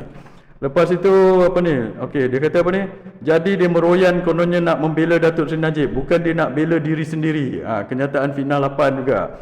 Kenyataan fitnah 10, itu tak cerita lagi berkenaan dengan pilihan raya di Shah Alam. Bagaimana layan dia kepada jentera, apa tindakan dia kepada jentera, sombong, angkuh. Sebab Hisham Jalil ni dia tak lahir daripada Cawangan. Oh, aku tak lahir daripada Cawangan. Dia terus datang daripada Kayangan. Dia bukan daripada Cawangan. Itu lagi satu. Baguslah penjilat Hisham Jalil, tapi ini kenyataan. Tak bolehlah, ini kenyataan. Oleh kerana nak bertanding ketua bahagian, Cawangan pun tak ada, patut jadi ketua bahagian dan sebagainya. Ini semua ni, engkau ada ke dekat Shah Alam masa aku bertanding kat Shah Alam? Engkau dapat cerita ni bersiapa? Pergi mahkamah, nanti kita ni. Engkau tak ada di bahagian Shah Alam masa pergi bertanding itu, kau pergi buat cerita. So ini menjadi masalah dia. Lagi satu kenyataan fitnah 11. Ini bila diulang-ulang. Okey, bila sampai pilihan raya dia tak ikut jentera. Jentera susun jadual, wakabak pasar semua sekali dia tak ikut. Dia kata tak perlulah nak jalan-jalan, sekarang dunia dah berubah. Kita buat online saja, pukul 10 malam dah tidur. Jentera buat kerja lagi, dia masuk rumah bilik tidur. Orang bergerak pukul 8 pagi, dia pukul 10 tak tahu ke mana lagi. Alasannya kena hantar anak sekolah. Lepas tu nak menang macam mana? Oi bodoh. Masa pilihan raya, apa kejadiannya orang pergi nak hantar anak sekolah? Nombor satu, nak menipu tu ada agak-agak lah. Nombor satu. Nombor dua, kamu tak ada dekat situ. Siapa yang fitnah itu, kamu ambil cerita dari dia, make sure dia tulis affidavit. So esok aku boleh ini. Masa saya bertanding di Shah Alam, ramai masih orang ada dekat sini. Jentera-jentera saya masih ada dekat sini. Siapa yang pernah bekerja sebagai jentera saya di Shah Alam. Jadual saya mungkin antara yang terpadat atau paling padat sekali lah antara banyak-banyak calon. Satu hari itu berapa saya punya jadual, pergi tengok balik dalam itu. Engkau ni dah tak ada dekat situ, lepas tu nak buat fitnah fabrikasi macam ini. Nanti kau jawab lah. Lepas tu macam-macam lagi lah. Ini fitnah ke-11 lah. So ada 11 kenyataan fitnah ini. Saya nak ulas sebab benda ni kenapa malam ni saya cakap, sebab I just want to get benda ni over and done with. Saya kalau ada lagi orang buat fitnah, sebab mereka ini daripada dulu masa saya bertanding di Shah Alam tau, saya cerita sikit lah berkenaan dengan fitnah-fitnah ni tuan-tuan. Dulu nombor satu, bila saya bertanding di Shah Alam, ada satu saya duduk satu hotel ni lah, sebab rumah saya time tu dekat mana masa tu, jauh juga nak ulang alik. So sebab jadual saya padat, so saya sewa hotel. Lepas tu dekat hotel tu ada satu kereta. Ini siapa tahu-tahulah, jentera Shah Alam tahu cerita ni. Ada kereta Mustang warna biru ke tak salah saya. Lepas tu disebarkanlah fitnah ini. Dia kata, oh itu kereta Hisham Jalil tu, nak Mustang warna biru, Ford Mustang, nak menunjukkan kononnya saya ni pakai kereta mewah lah dan sebagainya lah. Itu bukan kereta saya tak tahu kereta siapa. Tapi itulah fitnah disebarkan masa pilihan raya. Lagi satu, ada seorang calon ni yang bukan kawan kita lah, saya tak nak sebut nama. Dia pergi berucap di Bukit Jelutong. So dia cakap, ni Hisham Jalil ni, dia pergi belajar overseas, mana dia dapat duit tu. Dia cakap pakai itu, dia fitnah. Ini calon pun fitnah aku. Tahu? Dia fitnah saya. Konon-kononnya nak menunjukkan fitnah ni bukan sekadar benda yang jelas. Kadang-kadang innuendo ataupun kita buat defamatory punya remark tau. Kiasan pun boleh jadi defamatory. So bila dia berucap macam itu, konon-konon dia nak tunjukkan saya pergi belajar overseas ni, sebab saya ni apa benda, adalah tu duit yang entah daripada mana macam tu. Orang itu mana dapat duit tu, mana dapat duit itu. Aku nak bagi tahu sekarang kepada calon itu, aku pergi belajar overseas daripada dulu. Aku ni anak orang miskin, mestilah beasiswa lah. Kita dapat belajar rajin-rajin, mintalah beasiswa. Kamu ingat apa? Adakah kamu ingat, oh ni pergi belajar overseas, pergi ke jauh-jauh, ni sakau duit ke apa ke benda? Mana kamu letak ni? Sebab tak boleh nak buat apa sangat sampai benda-benda macam tu memfitnah saya masa zaman pilihan raya. Benda-benda macam ni yang saya nak lawan ini. Itu satu. Lagi satu, ada wartawan bagi tahu saya, ini masa 2 minggu tempoh kempen itu. Ini saya nak cerita sikit lah. Dia wartawan ni, dia kata dengan saya, dia kata, apa ni, oh Isham Jalil ni tak mesra wartawan, dia kata. So saya tanya pegawai saya kata, macam mana pula saya tak mesra wartawan? Saya yang paling layan sekali wartawan. Saya pergi sana, kadang saya pergi wartawan. Every time, siapa wartawan yang biasa dengan saya tahulah. Siapa yang dia nak minta komen daripada saya bagi komen. Macam mana pula tiba-tiba alih-alih dalam masa musim pilihan raya, dalam 2 minggu tu tiba-tiba saya jadi tak mesra wartawan. Lepas tu saya siasat punya siasat. Kamu tahu apa maksud tak mesra wartawan masa kempen pilihan raya? Rupa-rupanya ada orang beritahu sebab apa? Sebab berbanding dengan calon lain ke apa saya tak tahulah. Tapi sebab saya tak bagi duit. Rupa-rupanya ada, tak tahulah. Mungkin bukan semua wartawan macam itu, tapi mungkin ada setengah-setengah wartawan ni ke apa. Dia pergi sebar lah, tak tahulah ini wartawan yang jahat mulut ke apa, saya tak tahu. Rupa-rupanya sebab saya tak bagi duit, mungkin orang lain bagi duit ke, saya tak tahulah, barangkali tiba-tiba saya auto jadi tak mesra wartawan. Kamu tahu tak? So sebab itu saya nak cakap benda ni. Lepas tu apa lagi orang fitnah saya? Dulu ini yang si apa ni, Lokman Adam panggil saya, dia kata Abang Fifi. Itu kau tunggulah nanti LOD is coming. Sebab saya dah kata itu hari dulu saya ada 2 kes mahkamah. Satu yang dengan Peguam Negara, satu dengan Farhas. So sekarang kes tu dah selesai. So sekarang saya ada masa sikit. Dulu saya tak ada masa nak sama-sama ni sangat, berapa kali nak turun naik mahkamah. So 2 kes cukup lah 1 kali. Tapi sekarang 2 tu dah selesai.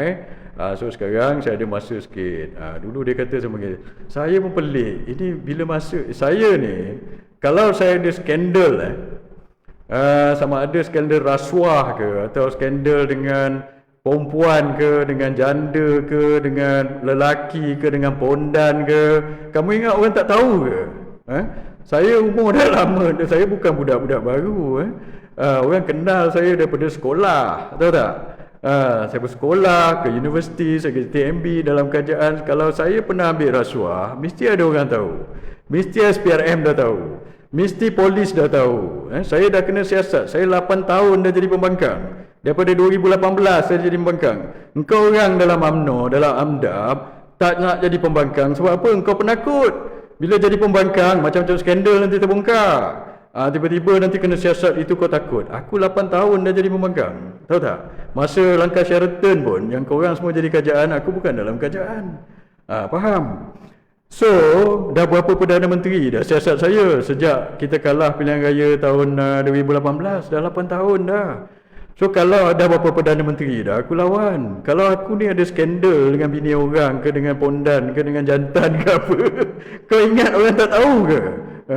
So sebab itu saya nak cakap, kadang-kadang mereka ini bila dia nak memburuk-burukkan kita, bawa mulut busuk ini, kita kena apa ni, bila ada masa tu, sekarang ni saya ada masa sikit. Dulu saya busy dengan kes mahkamah, dengan saya nak habiskan rumah saya ni kan. Nak buat rumah ni, siapa yang pernah buat tahulah. Saya buat sendiri kan, it's not easy. So banyak masa saya, tahu tak, daripada nak melayan fitnah-fitnah ni. Tapi sekarang saya ada masa sikit.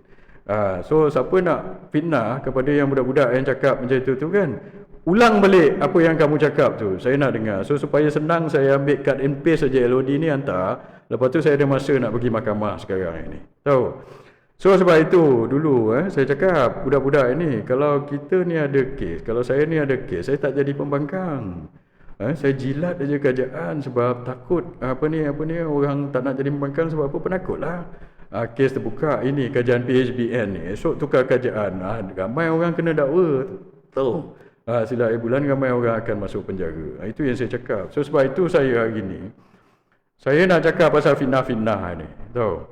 So siapa yang nak fitnah-fitnah saya, nak cakap, okay, make sure ini budak yang misal tak bersambung tu, dia jawab LOD saya, dia tak mengaku pula, dia menafikan setiap dakwaan. So maksudnya setiap dakwaan saya mendakwa dia memberi pengucapan dalam video 2 itu. So kalau dia nafikan setiap dakwaan, apa maksud dia? Mahmidi, kau bagi tahu aku apa maksud dia sebenarnya? Tulis panjang sikit surat ni, jawapan ni. Adakah maksud dia kau nafikan kau berucap itu? Bukan kau, itu bukan ucapan kau, itu ke yang kau nafikan? Lepas itu, kalau nak membuktikan, orang yang membuat fitnah kena buktikan dakwaan, bukan orang yang difitnah. Mana kau belajar ni? Kau tak tahu ke? Ataupun mungkin kau tahu, tapi kau desperate ke apa nak terpaksa, tak tahulah. Kau jawablah, tapi jawab panjang sikit. So lepas ini kita teruskan je lah. Nanti peguam saya prepare read. So itu untuk budak ini. Tapi budak ini sebenarnya saya dah cakap lama. Budak ini saya tak kenal pun, entah nama pun saya ingat-ingat lupa. Sebab itu saya panggil dia misal tak bersambung, sebab saya nampak muka dia macam itu. So budak ini dia fitnah-fitnah benda-benda yang macam ini sebenarnya. Kalau dulu saya biarkan aja. Tapi macam saya cakap lah, saya hantar juga lodi pada budak ini dulu, sebab dia ni dah over sangat. Terlebih-lebih. Bila kau dah minta sangat, peguam saya cakap hantarlah. Kan sebab apa? Saya pun mula-mula malas nak layan, sebab kalau kita saman budak ni, saya tak rasa dia boleh bayar saman kita. Nanti kan kos guaman apa dia tak boleh bayar. Tapi pasal dia melebih-lebih sangat, okey tak apalah, we go all the way lah. Bila kita go all the way nanti, kalau dia tak boleh bayar berjuta-juta itu, kita tengok apa benda dia boleh bayar. Kalau dia ada kata benda ke apa, tanah ke apa ke, so supaya dia boleh menjadi pengajaran kepada budak ini, supaya dan kepada orang lain, bukan pasal budak ini aja, kepada orang lain juga, supaya jangan bawa mulut busuk, fitnah-fitnah orang dalam politik ini. Jangan ikutlah perangai budak-budak amdap mantap itu. Jangan ikut perangai Luqman Adam. Dia dah berapa kali dah kena bawa ke mahkamah akibat daripada fitnah. Itu hari dah minta maaf dengan orang berapa kali. So kamu tak usah ikut dia, tahu tak? So kita kena ubah politik Malaysia ini kepada politik yang jangan berlandaskan fitnah. Tetapi kalau dia orang ini kita tidak ambil tindakan, maka dia jadi lebih ini tau. Dia jadi lebih over tau. So sebab itu. Dan ada lagi 2-3 orang lah nanti insya-Allah. Kita ada masa sikit nanti kita inilah. Tapi itu yang saya cakap lah. Dan nanti esok lusa tengok macam mana. Pilihan raya nak dekat ini.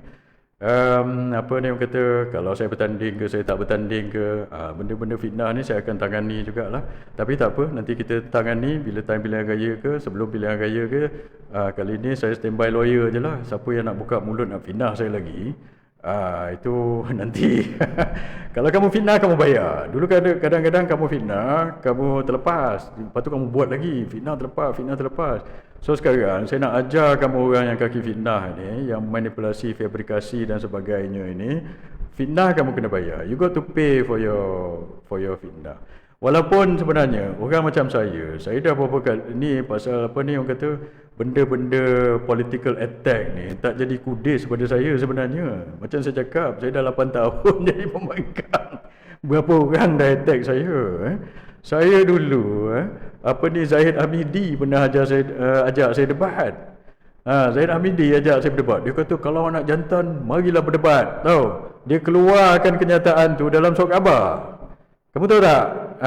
So kalau budak-budak yang itu hari orang-orang tua amanah ni yang yang putus wire tu kan ajak saya berdebat. Kamu tak sampai lagi lah. Zahid Hamidi pernah ajak saya berdebat. Dia kata kalau anak jantan marilah kita berdebat, dia kata. Dalam surat khabar keluar benda itu. Saya kata okey, setuju. Lepas tu dia yang diam, dia belah. So berapa banyak orang kata serangan-serangan politik dah berapa tahun dah saya terima. Itu tak menjadi masalah kepada saya. Benda-benda macam ini tak menjadi kudis atau ini. Kita bukan macam kamu. Kena bila fitnah orang sedap je, tapi bila kita jentik sikit koyak rabak, guling-guling. Tahu? Kalau yang koyak rabak, kaki koyak rabak, guling-guling Itu yang dalam dak mantap ke dalam PKR, dalam PH, amanah ni, dia orang sedap bantai orang, tapi bila orang tegur sikit, dia teguris hati, tersakiti kan. Yang orang-orang macam saya yang dah biasa dah, tahu, bukan sekadar difitnah di media sosial, di luar, tetapi juga dibawa turun mahkamah, tahu tak? Dah berapa banyak kali, dah berapa tahun dah. So kamu orang ni yang tak pernah kena macam ni, kamu janganlah belagak, tahu. Itu yang apa budak-budak ni kan, belagak. Oh tak apa, kita ini kan. Ni ada mana kenyataan yang budak tu buat, nantilah saya cakap lagi. So itu pasal saya nak cakap pasal fitnah-fitnah ni lah. Dan kita kena lawan lah budaya fitnah ini. Dan itulah dengan kita kena bagi pengajaran sikit lah pada mereka. Saya tak tahu berapa saya dapat, tapi kos nanti saya bincang dengan lawyer saya. Tapi berapa yang saya dapat nanti saya dah cakap itu hari. Saya cakap je itu saya saman 4 orang, tapi tak tahu sekarang ni 2-3 orang ke 5 orang ke, saya tak tahu. Dan tuntutan dia could go up to 10 million. Could go up to 10 million, tetapi dia bergantung pada mahkamah lah. So berapa-berapa yang mahkamah award kan, macam ni kita kalau dia tak boleh bayar, kita boleh ambil harta benda dia, itu bergantung lah. Dan saya dah cakap, benda ini bukan apa ni orang kata saya nak apa buat untung pula daripada ini. So saya akan kalau dapat, tapi saya tak tahulah berapa lama lah dia naik turun mahkamah ni, lama. So dia punya award itu lepas tolak kos dan sebagainya, kos peguam, kos ini apa semua ni, saya akan infakkan kepada PAS. Saya dah cakap itu hari kan. Ini nanti kita buat lah. Tapi kerja-kerja tu nanti tak apalah, saya dengan peguam saya buat lah. Tapi mungkin tak sempat kot berkali sebelum PRU, sebab naik turun mahkamah ni lama lah sikit kan. Tapi macam yang saya baca tadi tu clear cut tu. Itu clear cut tu. Semua kenyataan saya tahulah benda itu betul ke tidak, sebab kamu cerita pasal saya. Contoh, kalau kamu kata Syam Jalil ni ada skandal lah dengan orang ini, saya tahulah saya ada skandal ke tidak. Ini badan saya, kamu mana tahu. So sebab itu kenyataan-kenyataan kamu itu kamu kena jawab, dan kamu kena jawab dalam mahkamah dan buktikan. Dan the thing is, saya tahulah kamu tak boleh buktikan dan kamu akan kalah. Sebab apa? Sebab ini kamu bercakap pasal diri saya ni, tahu? Kalau saya ni ada skandal, kan saya tahulah, alamak macam mana ni kan. Tapi kita tahulah diri kita macam mana. So sebab itu saya nak cakap. Yang lain-lain tu nanti kita akan ni lah. Yang ini sebab dia jawab. Dia lawyer dia jawab, so saya ni lah. Okey, lagi apa benda lagi kita nak cerita hari ni. Okey, terima kasih. Okey, terima kasih. Bila nak bubar parlimen itulah, saya rasa Anwar Ibrahim ni dia penakut, dia takkan bubar lah. Sebab kalau bubar dia tak tahu macam mana, sama ada rakyat sokong dia ke, orang-orang bukan Melayu sokong ke. Yang macam saya cakap itu hari, so saya nampak dia akan jadikan PRN ni bahan eksperimen dia. Dia nak menentukan tahap sokongan, nak tengok tahap sokongan, lepas tu dia akan buat keputusan sama ada bubar atau tidak. So sebab itu saya tak dengar itu hari kan Anwar kata dia nak jumpa Zahid, nak bincang pasal PRN sama dia nak pergi Solo atau tidak. Tetapi saya tak dengar cerita ada berita mengatakan dia pergi jumpa nak bincang pasal PRN. So mungkin bengkali dia tak jumpa lah. Mungkin dia nak test lah ni. BN pun nak pergi Solo, overconfident, dan Anwar pun overconfident dengan DAP. Dia rasa dia boleh mobilize pengundi-pengundi bukan Melayu dia untuk mobilize pengundi bukan Melayu untuk menang banyak kawasan lah. So sebenarnya kalau Anwar Ibrahim dengan DAP boleh mobilize pengundi bukan Melayu, dia could possibly menang 20 lebih tau kursi. Sebab DAP ada 10 and then kawasan ini 26 lah kawasan campuran. So 26 kawasan campuran ni kata dia menang separuh 13, DAP 10 23, campur sikit lagi, so it could possibly be. Tetapi Kalau dia gagal lagi macam di Sabah, untuk mobilize dia punya base lah, pengundi-pengundi bukan Melayu dia, maka Barisan Nasional akan menang lah, besar di Johor. Kalau Barisan Nasional menang besar dan PH kalah banyak, so ini bagi gambaran yang teruk pada Anwar Ibrahim sebenarnya dengan DAP. Dah lah di Sabah kalah teruk, lepas itu di Johor pula dah kena bantai macam ini.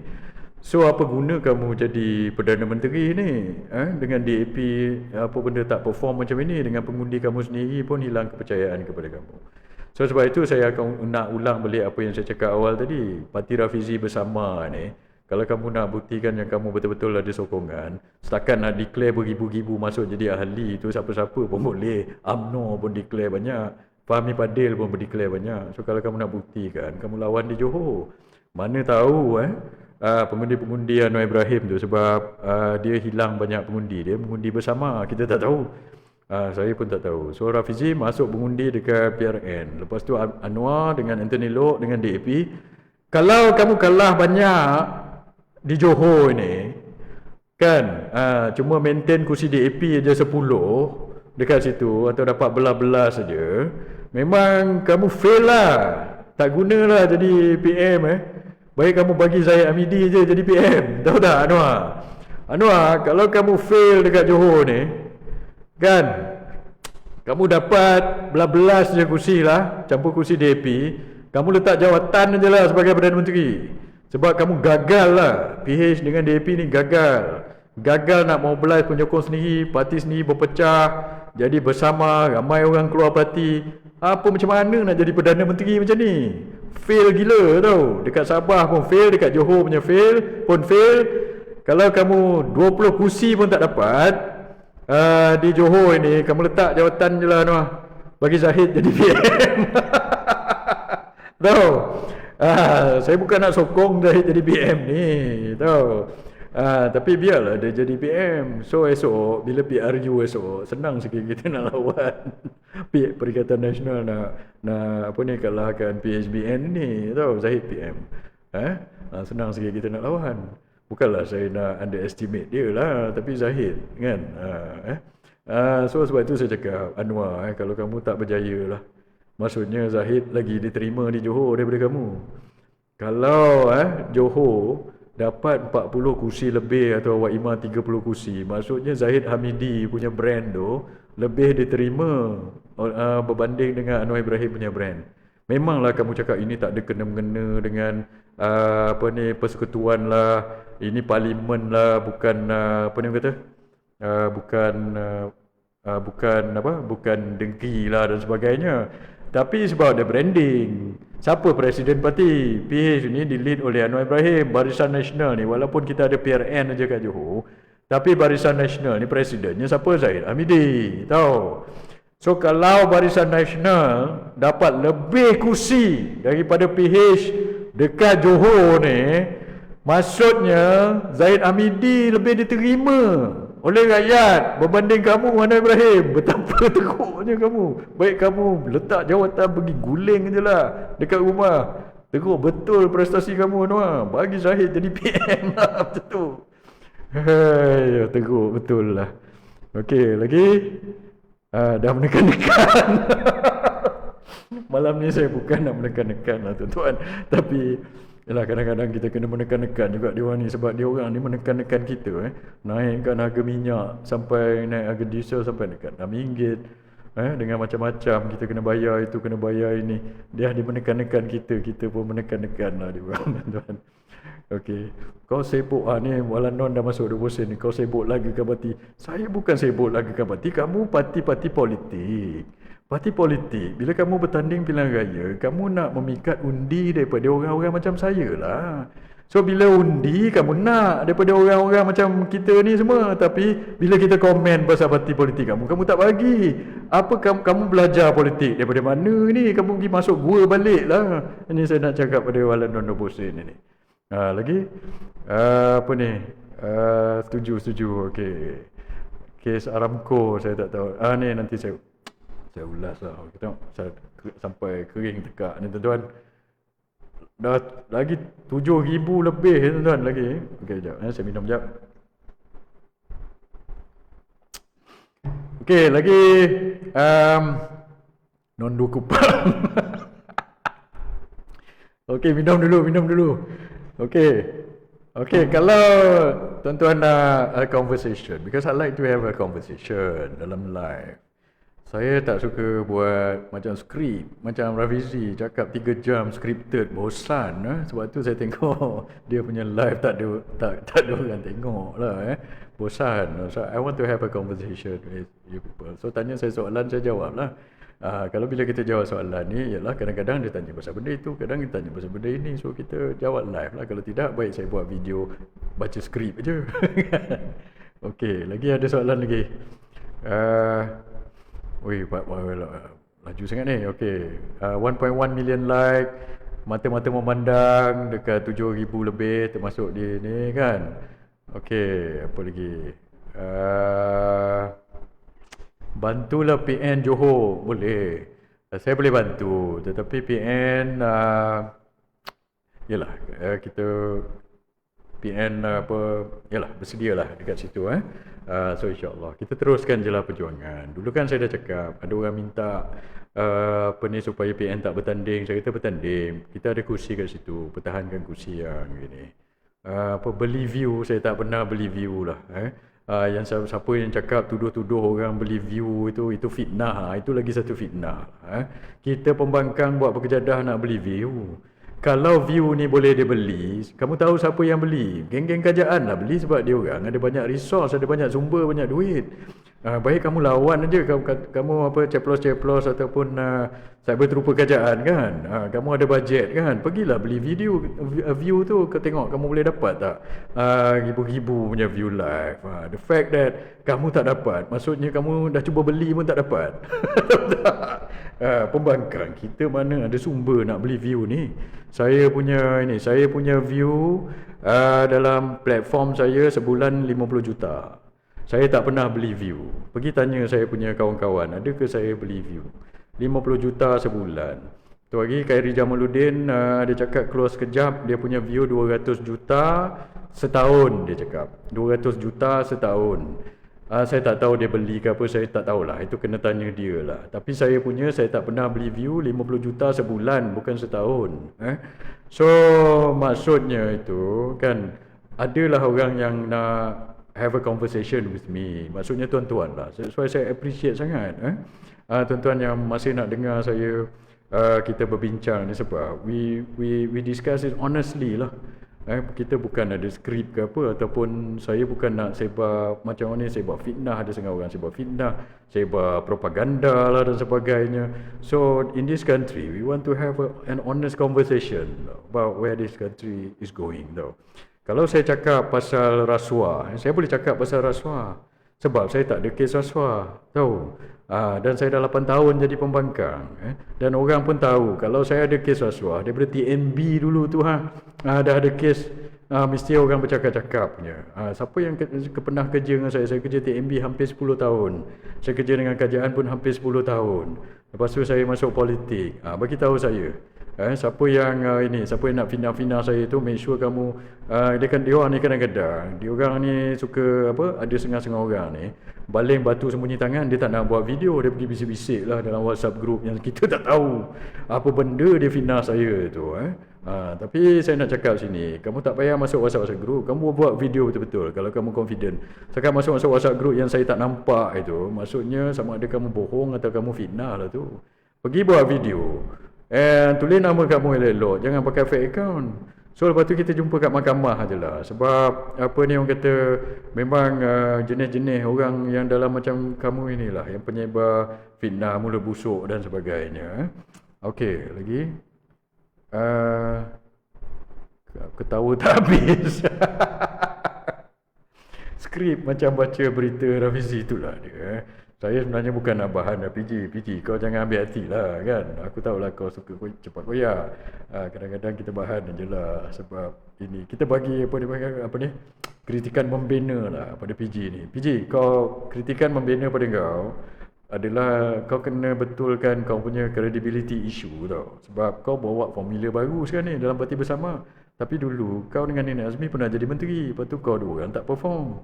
Lepas tu kau sendiri yang letak jawatan. So sekarang kau nak buat formula baru. You need to address that thing first before kau duk cerita-cerita benda yang we have to go this way, we have to go this way. Inilah visi dan misi. Habis masa kau jadi menteri kau buat apa? So persoalan itu yang akan menghantui pengundi-pengundi bila dia nak undi kamu nanti. Pasal dulu dah bagi peluang kau buat macam itu. Lepas tu sekarang kau nak janji lagi. So dia jadi macam kau pernah dengar cerita The Boy Who Cried Wolf tak? Macam itu. Tahu? So itu sebelum kau pergi cerita benda-benda yang apa benda yang besar-besar ni yang kau nak buat ni, manifesto kau lah, apa kau punya benda-benda macam Anwar Ibrahim lah kan, kau punya manifesto lah, kau punya formula, kau kena address kau punya isu itu dulu. Lepas itu baru kau boleh cerita benda lain. Selagi kau tak address benda itu, bila dalam kerajaan apa kau buat, kenapa kau tak perform dalam kerajaan, you cannot talk about benda lain selepas kau letak jawatan. Tak boleh. Tahu? And kau tak boleh blame apa ni orang lain dah. Sebab kau menteri, kau sendiri yang letak jawatan. Kau tak boleh cakap, sebab kau tak boleh cakap macam Anwar Ibrahim. Sebab saya bukan Perdana Menteri. Tak boleh. Sebab you are in the cabinet. Kau menteri kanan ke apa dah ni. And then you have collective responsibility dekat situ. Tahu tak? Kalau kau betul berjuang untuk ini, kau tak kisah kena pecat. Macam aku dulu dalam majlis tertinggi, aku tak setuju kerjasama ni AP dalam pilihan raya. Sampai aku kena pecat lah. Sebab itu aku kena pecat. Dan kau tak boleh kata itu dulu dalam kabinet saya bukan Perdana Menteri, kau jangan jadi macam Anwar Ibrahim. Tak boleh buat sebab kau bukan Perdana Menteri. Habis tu kau buat apa dalam itu? Itu masalah itu yang kau kena address, Rafizi. Ini kritikan membina lah. Okey lagi. Apa lagi ni? Lawan, okey. Ulas filem konspirasi. Ini satu lagi. Sekarang pukul apa dah ni? 11, okey. 11.23, lagi 7 minit lah. Saya baru nak pergi tengok cerita konspirasi ni. Betul, ini bukan saya main-main. Saya memang nak pergi tengok. Sebab dia cerita pasal SPRM, pasal rasuah ni semua kan. Baru saya nak pergi tengok, dah tak ada. So boleh tak siapa-siapa yang dah tengok, cerita kat saya dalam komen ni, apa benda yang ada dalam filem konspirasi tu yang sampai tiba-tiba tak boleh tayang ni? Apa benda ni sebenarnya? Ke ataupun ni gimmick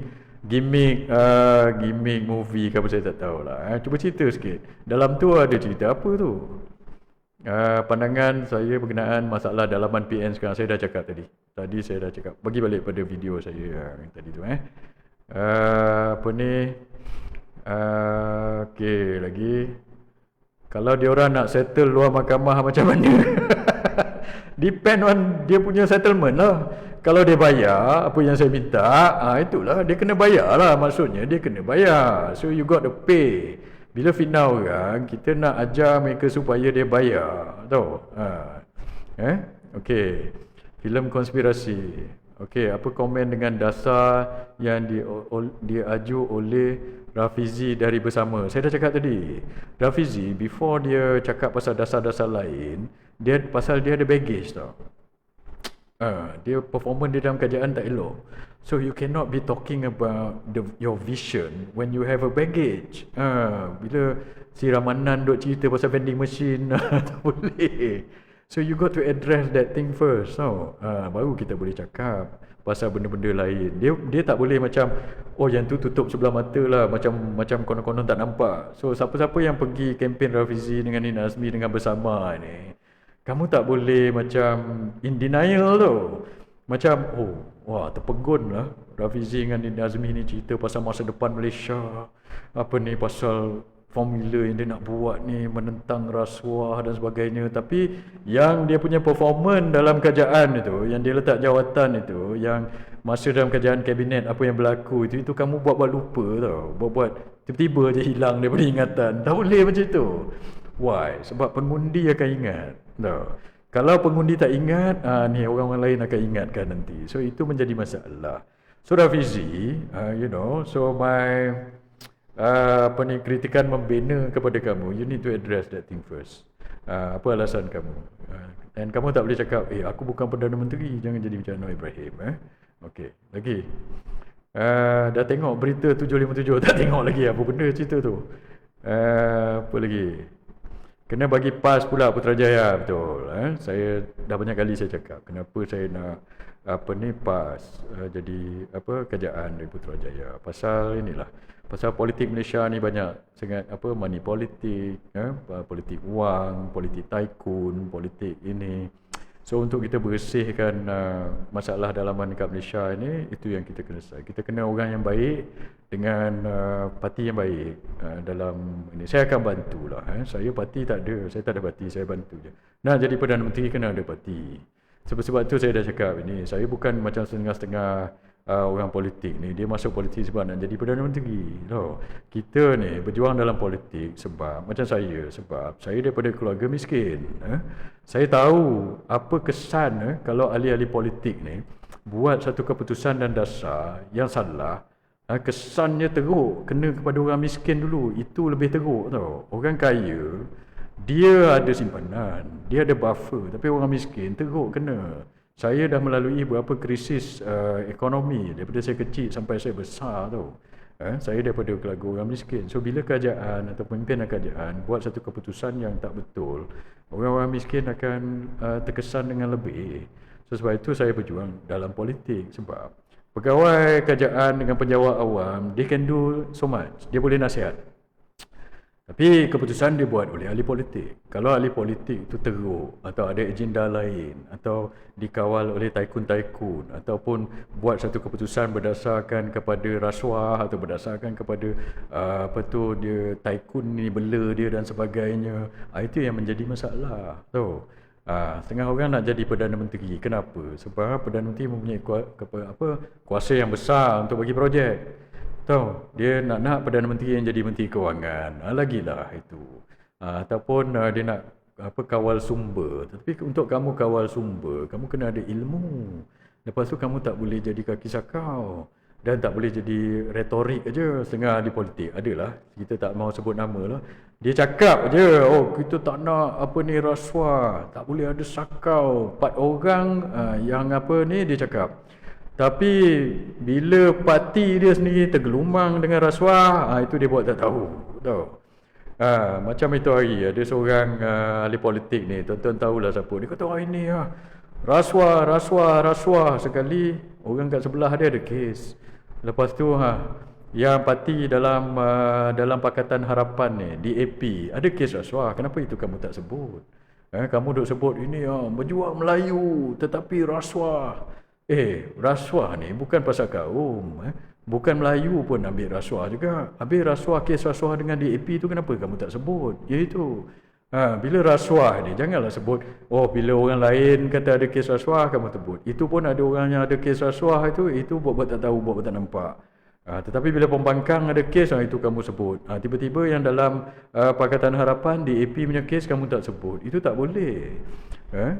So sebab itu dia tak boleh ahli politik yang nak menentang rasuah retorikal, tak boleh. Satu, kena orang yang betul-betul lah, yang ada ilmu, yang bersih, yang tidak dipegang oleh tycoon-tycoon ini. Itu kita kena ini tak boleh lah masuk politik just nak jadi Perdana Menteri ada target. Aku nak jadi PM, umur 40 dah kena jadi PM, umur 50 nak jadi PM. So nak jadi PM kena ada parti. Sebenarnya masalah di Malaysia ni, one of the masalah yang berkenaan dengan parti politik. Kalau kita nak buat reform, kita kena reform politik, bukan reform kerajaan. Sebab kerajaan ini sistem dia okey dah. Tapi yang tak okey ni ahli-ahli politik yang masuk jadi kerajaan ni yang membuat jadi masalah.